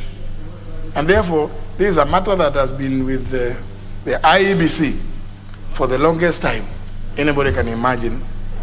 I don't think unless they have been holding night sessions to do other things, they should have, coming up with the regulation should have been easy. But remember again, there's a requirement. We did this act, Campaign Financing Act, that even in coming up with the regulations, they must show our Committee on Delegated Legislation that they have actually engaged the public. Even they themselves are required to engage the public. And therefore, it is not right for any of them or even any other person to try to hold the House as the one delaying the formulation and approval of the regulations. So, in keeping with good practice, as I said earlier, let our Committee on Delegated Legislation consider those instruments and make whatever recommendations they find appropriate in the circumstances, and the House will be also at liberty to debate the recommendations of the committee and resolve as necessary. I thank you, honourable members.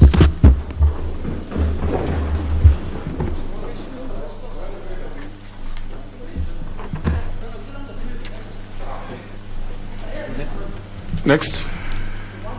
Order number 8, the Public Service Internship Bill, National Assembly Bill number 25 of 2021, first reading. A bill for an act of parliament to make provision for internship of college and university graduates in the public sector, to provide for hands-on training and acquisition of skills by graduates and for connected purposes. Order number 9, the Asian Widows and Orphans Pensions Repeal Bill, National Assembly Bill number 29 of 2021, first reading. Next. A bill for an act of parliament to repeal the Asian Widows and Orphans Pensions Act and for connected purposes. Next. Order number 10, the Provident Fund Repeal Bill, National Assembly Bill number 30 of 2021, first reading. A bill for an act of parliament to repeal the Provident Fund Act and for connected purposes. Order number 11, the National Hospital Insurance Fund Amendment Bill, National Assembly Bill number 21 of 2021, second reading, resumption of debate. Now, honourable members, by the time the House adjourned, the Honourable Janet Nangabo was the 24th member who was on the floor, and the Honourable Nangabo has a balance of 5 minutes. The Honourable Janet Nangabo. And I had the person who was on the chair explain to you that indeed you have that 5 minutes as balance. The Honourable Janet Nangabo, if she is in the House. Absent. It can't be. Yes, the NHIF, the debate on the National Hospital Insurance Fund Act, Amendment Act. But, honourable members, it's also fair that perhaps we note the members who have spoken so that yes, because some of those who have spoken, I can see they are number one on the request list like 001. Those who have spoken, the majority whip, the Honorable Wangwe, seconded by the Honorable Martin Owino, the Honorable Sankok, the Honorable Oundo, the Honorable Koske Kimtai,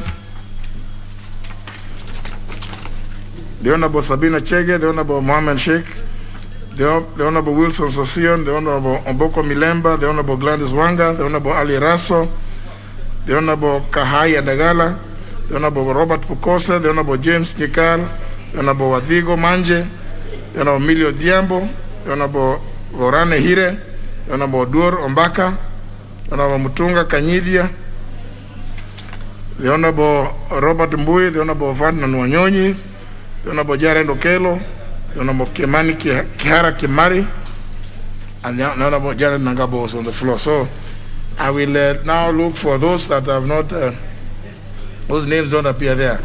And the member for Garissa Township appears high on the list. Thank you, Mr. Speaker. I rise to contribute to the second reading of the National Hospital Insurance Fund Amendment Bill 2020. Mr. Speaker, I had the chance to go through this bill, and from the face of it, this bill narrates and seeks to amend the NHIF Act in order to enhance the mandate and the capacity of the National Insurance Fund, and specifically to facilitate and deliver one of the legacy of President Uhuru Kenyatta, which is the universal health coverage.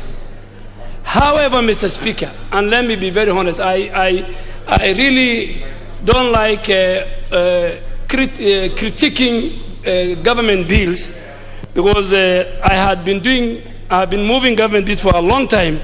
But Mr. Speaker, a critical reading of the bill reveals otherwise contrary to promoting universal health care.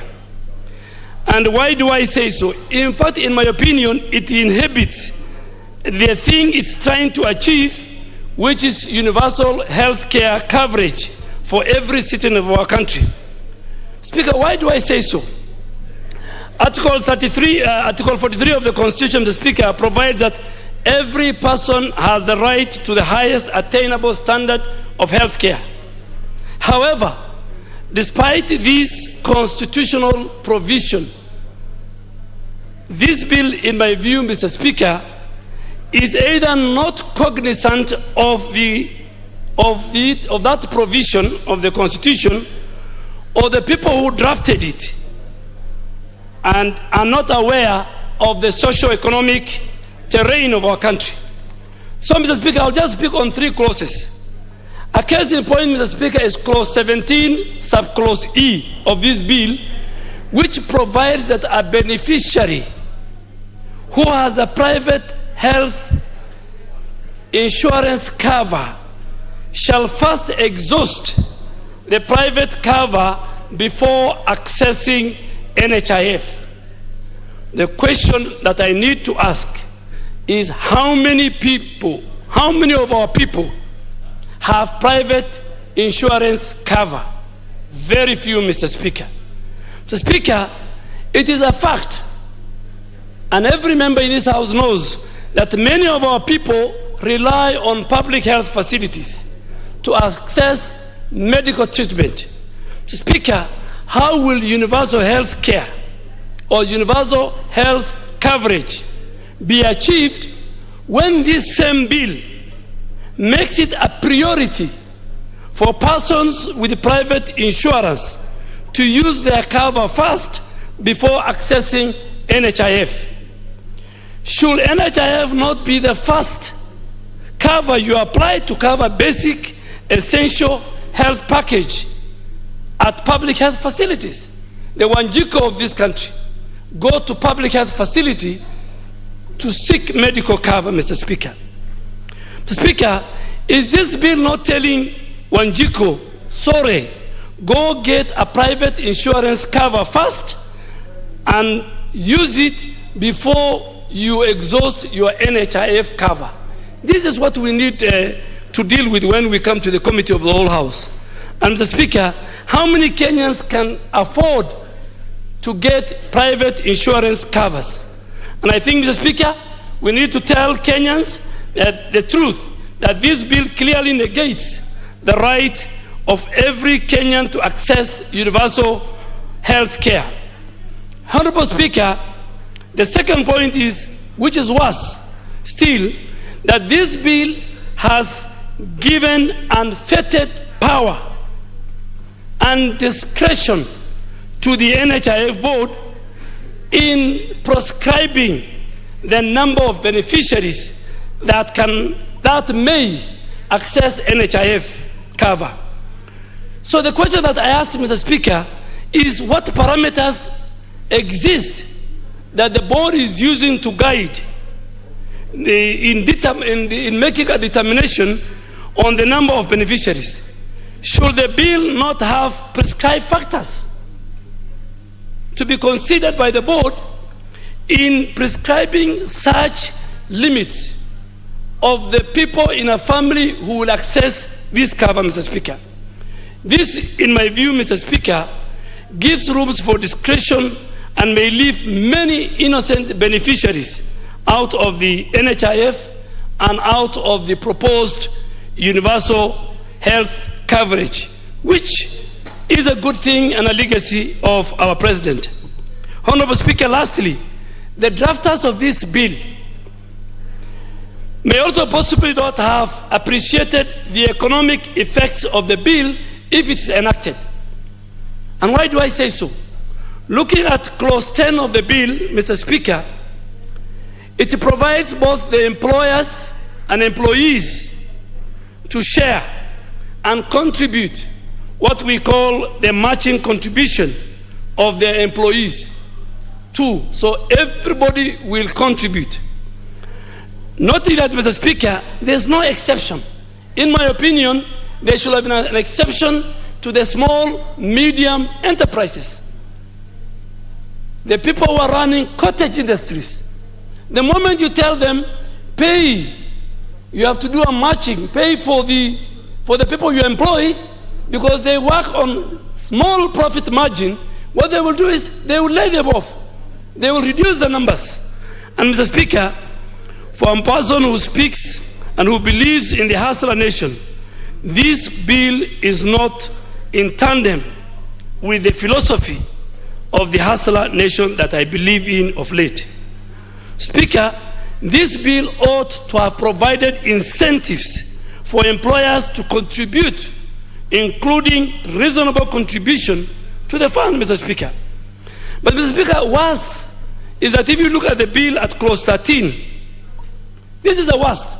And that's why I had to read this bill and discuss. And I'm sure in consultation with the leader of majority, we will look at these clauses. Finally, look at clause 13.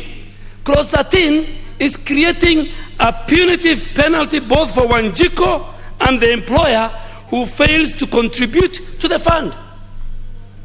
Speaker, that is very, very unfair to Wanjiku, who is basically on a survival mode faced by this COVID. Mr. Speaker, Wanjiku shall now be required to pay. And when I use Wanjiku, Mr. Speaker, I'm talking for the ordinary person in this country. Wanjiku in clause 13, Wanjiku is required to pay 25% of her contribution, and if she delays, I want members to listen to me. If Wanjiku delays... The Honorable Dwale, just hold on. The Honorable Onyango for Muhoroni, what is out of order? With my good friend, I would want to remind him that Wanjiku is no longer named for an ordinary person. Wanjiku is a member of parliament. So he must remodel his assessment.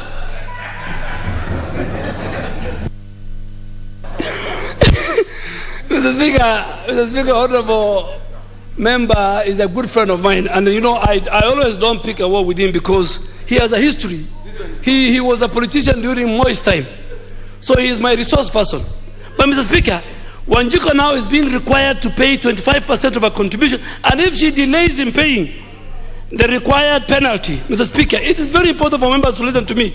For instance, if her contribution is 500 and she delays in paying, she will be required to pay 125 shilling for every delay in remittance.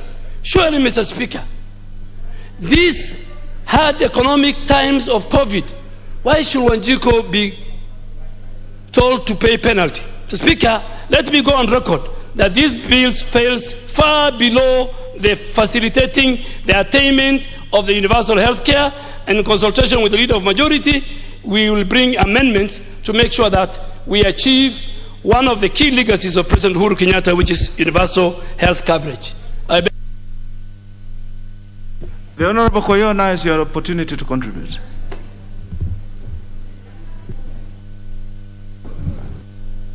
Thank you very much, Mr. Speaker, for giving me the opportunity. Mr. Speaker, on the one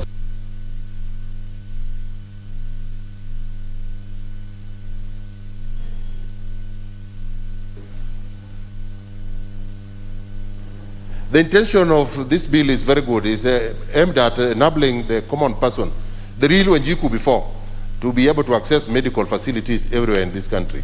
And that was the intention, noble intention of the crafters of this particular concept of a National Hospital Insurance Fund. And these are accolades we give to our fallen doyen,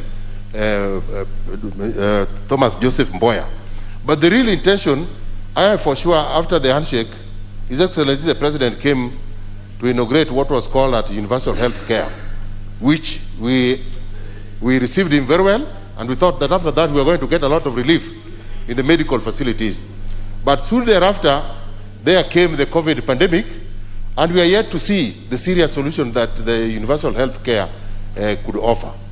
Apart from medical practitioners who are facilities who are benefiting from the National Hospital Insurance Fund, the public gets very little benefit. So I think that we should take this bill seriously and make sure that we factor in issues that can really put smile in the face of the common person, and not only the ones that are enabling the owners of medical facilities to benefit all the way. We also need to not to give the board so much teeth, because all the returns that we have seen, or any manner of audit that has been done in National Hospital Fund, has left the feelings of Kenyans very bad, because a lot of corruption has been in existence simply because the board has been given a lot of teeth. And I've seen in the bill, we still want to give the board more teeth. We still want even to remove. The ultimate intention is to use the opportunity to even remove people who are standing in for the donors. And I don't know how one can be a donor and then you don't have a position, a representation in an organization where you are the donor. So the ultimate intention is very good, but we need to put in more teeth. And I believe that members need to scrutinize the bill and bring on board issues and concepts that will benefit the ultimate intended person, which is Wanjiku, the real Wanjiku before we became a member of parliament. Otherwise, I support. The Honorable Iringo Kubai, member for Igembe Central. Thank you, Mr. Speaker, for giving me this opportunity to contribute to this important bill. Mr. Speaker, on the onset, I support, albeit I will suggest some amendments when it comes to the committee of the whole House. But in essence, Mr. Speaker, this bill is good in that it is trying to encompass, or to make at least, to have as many people as possible registered, and more so, even having the employers assist in having members to be registered, Mr. Speaker. Mr. Speaker, in the current present situation, Mr. Speaker, we are having a very big problem when it comes to medical issues, because most of our citizens, some of them or most of them, are either ignorant or they are not able to pay for the services, and more so, even those ones who are able to pay, they happen not to be where there are registered hospitals which offer the services, Mr. Speaker. And in this bill, Mr. Speaker, it is trying to cure or cover that gap which has already been created, whereby we are going to have as many as possible health providers who are inside the bracket, or who are able to, who are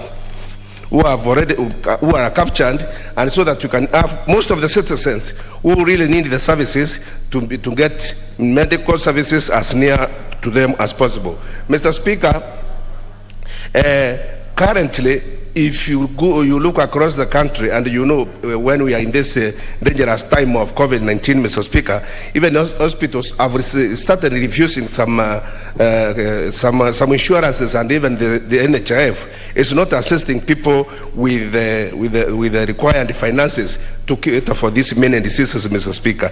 But if this one is cured by this bill, Mr. Speaker, it will be a relief to families who undergo a lot of torture when they have their loved ones who are asked for so many or very big hospital bills which they are not able to pay.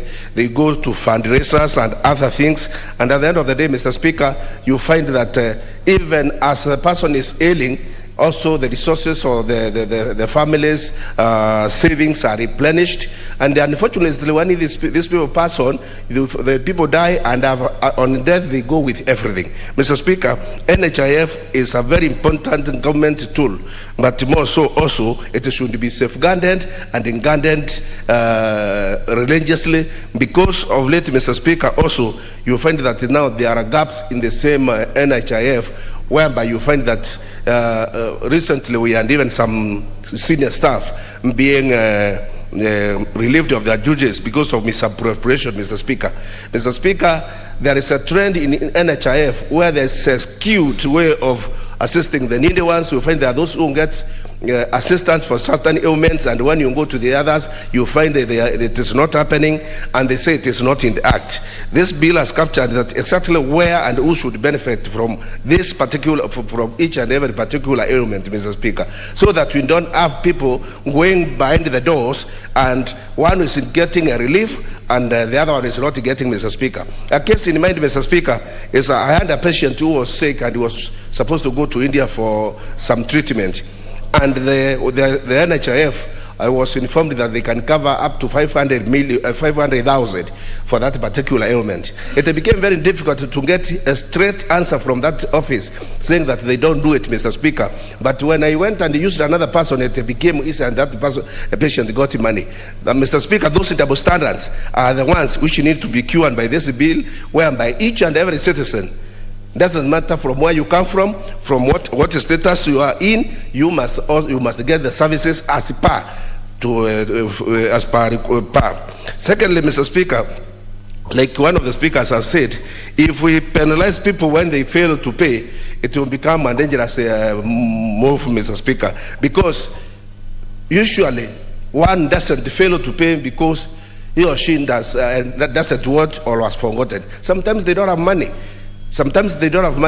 They have even approached us as MPs. Personally, I've been approached by many that they say that my cover has elapsed for 3 months. Please assist me so that I can at least go and update my records. These penalties will be it will be something which will backfire on the government side, and more so it will bring hue and cry. And it should be considered that if one fails to pay, at least there should have been a reason, and the one is asked to update the records as per, but without penalties. Because this is not a profit-making body, Mr. Speaker. This is not a place where we want to make money from our citizens who are suffering in either ways, or who have got strained financially by other factors. It should be a fund. We should caution the citizens so that at least they can feel comfortable when they have those cans, when they fall ill, when they go to the hospital, and once they find that the services are provided as per required and through the correct system, then it will be even an encouragement to have even others to join the fund in big numbers. Mr. Speaker, this fund should be guarded again, as I said, religiously, and when it comes to the committee of the House and when we bring in amendments, Mr. Speaker, I will also come in with my amendments so that we can polish it in as much as possible, so that it can be, once it is enacted, it will be a document which can serve this country for many years to come. I thank you, Mr. Speaker, and I support. The Honorable Rosanna Fasaris, member for Nairobi. Thank you, Mr. Speaker, sir. Mr. Speaker, sir, when we think of the agenda of the President in terms of universal health care, and we look at NHIF, I think we have to realize that NHIF is meant for the very vulnerable citizens of this country, the ones who really need medical attention and cannot afford high premiums. But we as members of parliament can afford high premiums. Many people in the private sector can afford high premiums. Unfortunately, NHIF has made certain covers available to civil servants, but they have not made covers available to other private entities that want to pay higher premium to get higher cover. I think giving them a bill is not enough. I think there has to be creativity also on their part in terms of how they will recruit more members and how they can get the reach to cushion the very vulnerable citizens. It is unfair for somebody, for instance, of my stature, to be paying the same premium as somebody who is absolutely like my driver for NHIF. Okay, so when it comes to the region, when they say that the people who have alternative private sector insurance covers should not be able to utilize NHIF, I think that is trying to tilt and change the system completely. NHIF covers, even when we go into private hospitals, they cover a certain aspect, not the entire bill. It's mostly picked up by the private entity. I think we have to recognize that NHIF is for the most vulnerable and make sure that NHIF, in this bill, we have huge penalties for the various corruption that we see in NHIF, because you cannot attain universal health care without, first of all, an affordable premium. Second, ensuring that every citizen in this country feels the need and the desire to have that cover, and even the ones who cannot access it. For instance, we came up with NHIF for secondary school kids. I've seen that has helped quite a number of school students. But what happens when they come out of school? There is no follow-up to ensure that there's transition after the school cover. What happens, for instance, to the old people? There is an old woman who recently got hospitalized. She was detained by the hospital because of a big bill. NHIF is supposed to actually cover for this old woman over 70. It was a government program to ensure that everybody over 70 that is vulnerable actually gets the cover. But they are not aware about it. The chiefs are not aware about it, especially in the remote places. So we can have the bill, but at the end of the day, it is how we're going to implement this bill. What exactly do we want to achieve? When we come up with laws, we're coming up with laws so that we can actually help our citizens. So NHIF also, when it comes to licensing or facilities, there are many facilities that today are paralyzed.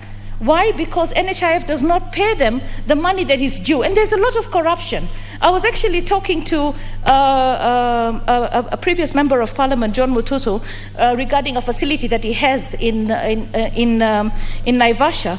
And he tells me that he's had to actually go to court to ensure and compel that NHIF pays him. Because for you to be paid your money, you have to part with money.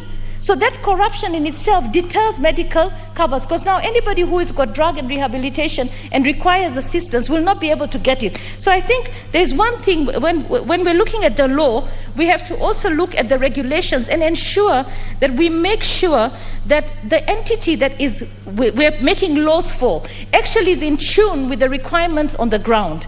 I've seen NHIF give covers, for instance, for people who go to India. But to get that cover, I don't know what has to happen for somebody to say, I'm going to India, NHIF has approved for me to actually have the treatment in India. What about the other Kenyans who need that treatment but don't know how to access that service? So I believe that there's a lot more that needs to be done than just having a law. I think we need to ensure that we actually are in tune with what is happening in our country in terms of deterring universal healthcare. For universal healthcare to happen, the rich have got to pay higher premiums. The majority of Kenyans have to be convinced and have to have a premium that is affordable, so that they can actually pay the premium. Because if we have a premium that is not affordable, then it will not happen. And during this COVID period, a lot of people were not able to pay their premiums. Us as NGAF, we actually took a number of cancer survivors who could not pay their premiums, and we ended up paying for them the premiums so that they could remain in the cover. Because can you imagine, you're a cancer survivor, you do not have a cover, and you cannot afford to pay the premium. You have a cover, you have a card, but you cannot afford. So when it comes to penalties, I think trying to penalize people, you cannot get water from a rock.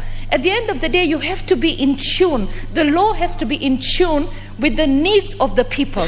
We have to understand where the people are at and what are their challenges. And if you're a pregnant woman and you are going into, there's a pregnant woman who recently came and said she wants to go to give birth at Pumwani, but she's told she cannot be registered at at Pumwani for Linda Mama because she's lost her ID. Surely the woman is there.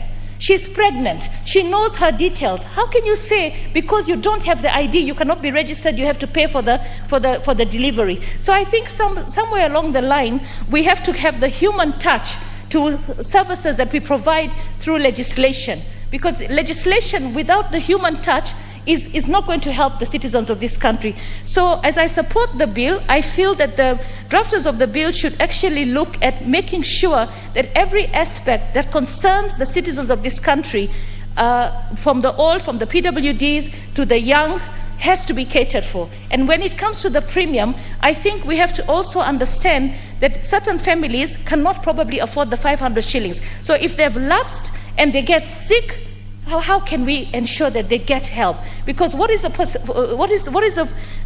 use of putting all these facilities that we're putting when people cannot access them? But the corruption, if we do not deal with the corruption that comes under such public entities, then we will actually be making laws and not being able to serve our people. So the big elephant in the room that needs to be catered when we want to deliver universal health care and any other programs of government has to be corruption. Thank you, Mr. Speaker. Honorable members, allow me to welcome the youngest member of this House, the Honorable John Juguna Wanjiku, the member for Kiambaa, to make his maiden address to the House. You are most welcome to the House. Thank you. The Honorable John. Thank you, Mr. Speaker. Let me start by saying I rise to support the second viewing. Yes, the Honorable John, just keep your mask on, okay, please. Yes, and you will not be interrupted during your speech. Thank so you. Take your time. Thank you, Mr. Speaker. I start by saying I rise to support the second reading of this bill, and I would like to make some contributions towards it. Mr. Speaker, the majority of low-income Kenyans lack medical insurance, forcing to pay hospital bills out of pockets, leaving families vulnerable in the face of high treatment costs. It is from this background that I stand here to support this bill. This because informal workers who are currently paying 500 shillings in the NHIF monthly contribution will be cut to 300 shillings, making the scheme affordable to the low-income card who constitute a majority of the hustlers in this country. This move should help set as many people in the category as possible so as to afford them the opportunity to enjoy in the aspiration of UHC. I reckon that informal workers paid 350 in a monthly contribution. Before the rates, I increased to 500 6 years ago, a movement to boost NHIF corrections from the informal sector. However, this has been counterproductive due to affordability, thus lacking out access by the same group. These are groups whose daily troubles include access to food, thus they cannot be trapped into a high monthly subscription. Thus I round the intention of this bill, which is to ensure that many Kenyans, particularly persons who are in the informal sectors and those who are not working, cannot afford to pay NHIF contribution by reducing the rates from the current 500 per month to 300 shillings. Lowering of the monthly contribution will also help address the pain induced by coronavirus, induced by layoffs and salary cuts, which have forced more than half of NHIF active members to stop paying premiums.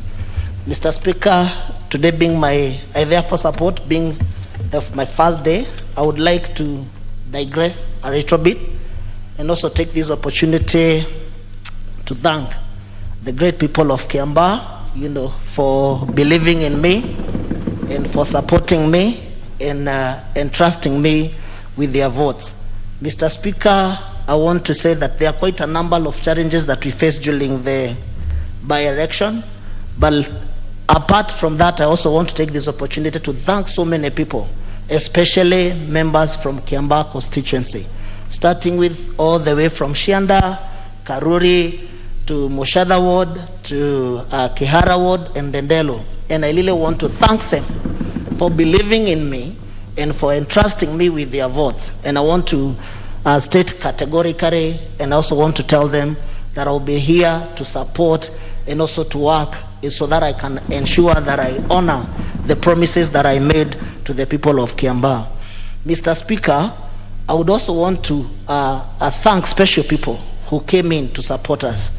I want to take this opportunity to support the Deputy President of the Republic of Kenya, being the chief crack hustler, for believing in a hustler like me, a chicken intestine vendor who did not have a father or who did not have a name, who did not have a big name, but he believed in me and he gave me an opportunity and also to mentor in a cause and also several calls that he made to ensure that we are praying and also to support me morally for ensuring that at the end of the day we are doing our campaign and we ensure that we deliver, the Kiambaa seat, the Hustler Nation. I seriously appreciate and thank the Deputy President. Secondly, there are other hustlers generally from the Republic of Kenya who are supporting the Hustler Nation and Hustler narrative. Generals from this house, starting from Mheshimiwa Honorable Dede Nyoro, Mheshimiwa Kimani Ichung'wah, Mheshimiwa Rigathi Gachagua, Mheshimiwa George Kariuki, Mheshimiwa Jane Kihara, and also for supporting me and believing also in me. They gave me an opportunity to market myself to the Kiambaa people, to sell my ideas, some of them being ensuring that we will ensure that we give bursary to the people of Kiambaa in a transparency manner that has never happened before, ensuring that we're gonna increase and ensure that we ensure that we model and we build schools that will help the Kiambaa people so that at the end of the day we can be able to take our kids to a good environment where our students and how our children will be going to school too. I also want to take this opportunity to thank the UDA party. They gave me an opportunity without asking me 1,000,001 questions. I would want to thank the Madam SG, Veronica Maina, because the first day that there was a by-election, I went to her office and she believed in me and gave me an opportunity, to be heard. And from that, today is a story. Today, I'm a member of parliament for Kiambaa, a constituency that we have never had an opportunity, to erect a young member of parliament, being the first young member of parliament from Kiambaa constituency. I take that opportunity to thank them. I also want to thank the women of Kenya, and especially for Kiambaa. It is the first time the single mothers from Kiambaa constituencies, I want to tell them that it doesn't matter the challenges that you are facing today. It doesn't matter as you bring up those young kids. It doesn't matter who is their father. It doesn't matter where the families that they come from. But I want to encourage them that wherever they are, and this one I also want to sincerely thank even if she's not around, my late mother, Philomena Wanjiko Karanja, for believing in me also and also giving me an opportunity and also bringing me up in a manner that, other kids, are being brought up in. So I want to take that opportunity to thank the women of this great republic and tell them that they can still, their children, they can still make it.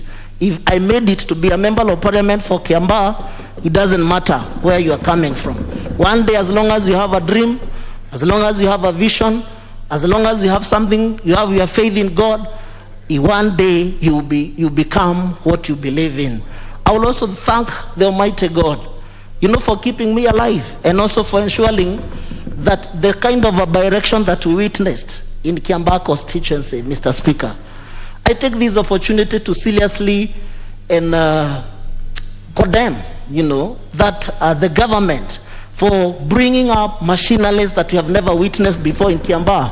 Kiambaa election is a very peaceful area. We have never had, violence before. But some of the cars, the chiefs being in uniforms, coming to bribe people. And I would like to ask the government of the Republic of Kenya, allow Kenyans to make their own decision when it comes their democratic right to elect the leaders that they want them to represent them, whether in parliament, whether in the National Assembly, whether in the Senate, or whether it is the president. Let us give the Kenyans an opportunity to democratically exercise their democratic right without influencing. And I sincerely thank the Kiambaa people, because even after all those intimidations that happened during the election day, they did not bow down to pressure. They did not bow down, to victimization. They decided and they elected me as their member of parliament with UDA ticket. I thank all the people of Kiambaa. I take this opportunity to also thank, this hustler nation in the whole Republic of Kenya. And I want to tell them, if they had any doubt that the hustler nation is Lil, I'm a good example, Mr. Speaker, that the hustler nation is Lil. I was a chicken intestine vendor. I got an opportunity. I had a dream that I never thought that maybe one day I'll be a member of parliament. And today, God has made it possible. So the hustler nation, and when it all start talking about bottom-up thing or economic, it is true that you can start from somewhere and you become something in this Republic of Kenya. Thank you, Mr. Speaker. I stand to support. You are most welcome to the House, the Honorable Wanjiku, and thank you for believing in the beauty of your dreams, and I wish you well. I also wish the people of Kiambaa well as you lead them. May God bless you. We shall have now contribution from the Honorable Obo Mohammed, member for Lamu. She's not in the House. The Honorable Mizigi Mneni, member for Taita. Thank you, Mr. Speaker. And from the onset, I wish to take this opportunity to congratulate the newest kid on the block in Parliament, and for that very awesome support there. Mr. Speaker, I also want from the onset to support the amendments on the NHIF bill. I want to say, Mr. Speaker, is that we have lost life. The way and the number of people who are dying, this situation is really worrying, Mr. Speaker. Mr. Speaker, burials have become the order of the day. Nowadays, when you travel back to the counties, every day, every single day, people are burying from Monday to Saturday, even up to Sunday. People are burying. And Mr. Speaker, if there's a time NHIF needed to come through for Kenyans, it is now.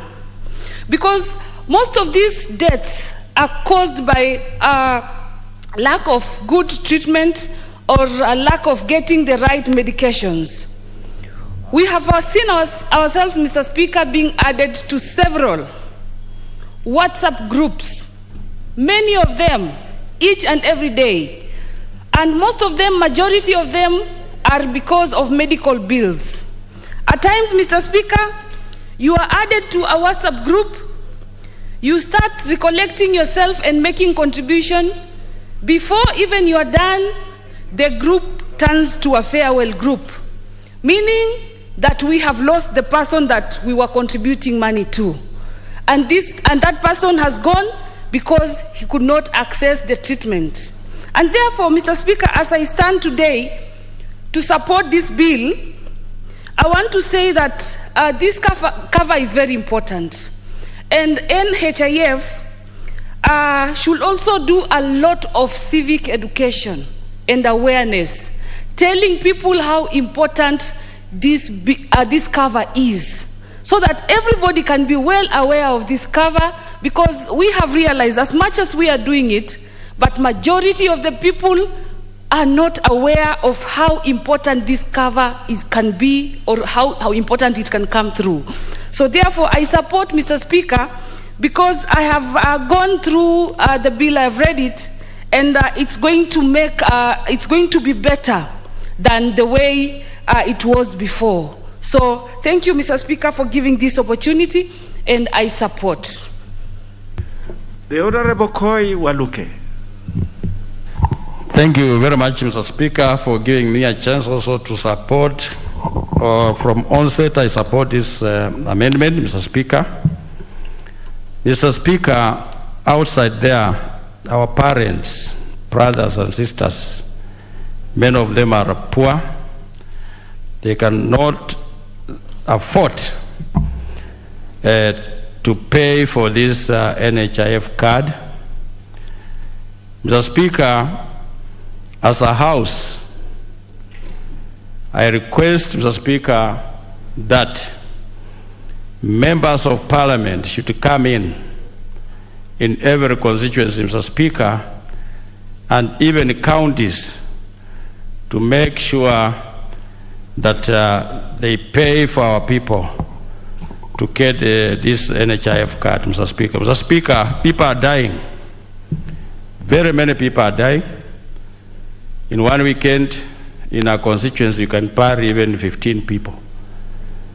And because of lack of money, because of poor life, our people are going through very difficult time, especially this time of COVID. Mr. Speaker, Kenyan people operate below $1. And time and time, Mr. Speaker, the government have talked of improving the lives of our people, and they should start with paying the NHIF card if they want to save life of our people, Mr. Speaker. Mr. Speaker, it is difficult if you are sick and you cannot afford even food or medicine. One should be medicine and then food to make you feel like you are a Kenyan, and our people live like refugees in their own country. There are only few people, Mr. Speaker, because 50% of our people, Mr. Speaker, of the population of this country are poor. So therefore, as leaders, we should come in, and NHIF staff, Mr. Speaker, they should also come out clearly, because these days we see even banks go out to do marketing, but they are just there sitting. They don't even educate the community to know what is NHIF. So the MD for NHIF should come out with these people. I saw the other day CS Matiang'i, who is a minister in Interior, doing marketing for NHIF.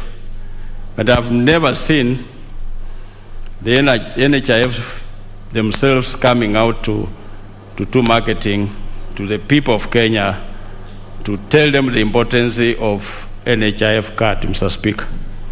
But all the same, Mr. Speaker, I support the amendment.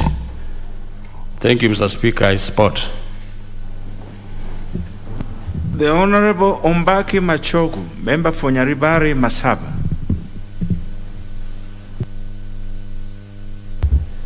Thank you, Mr. Speaker, for giving me this opportunity to contribute this very important bill, 2021.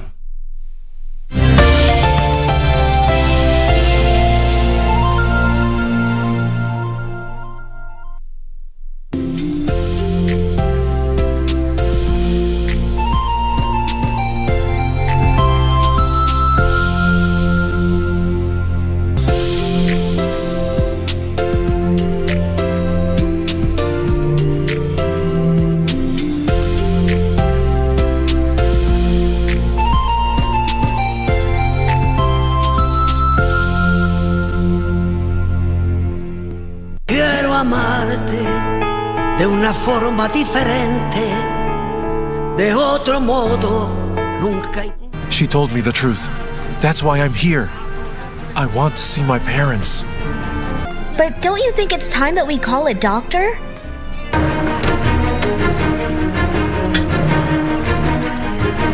Take her to your apartment in secret and let us know so that the two of us can have a word with her and we can erase her from the face of the earth.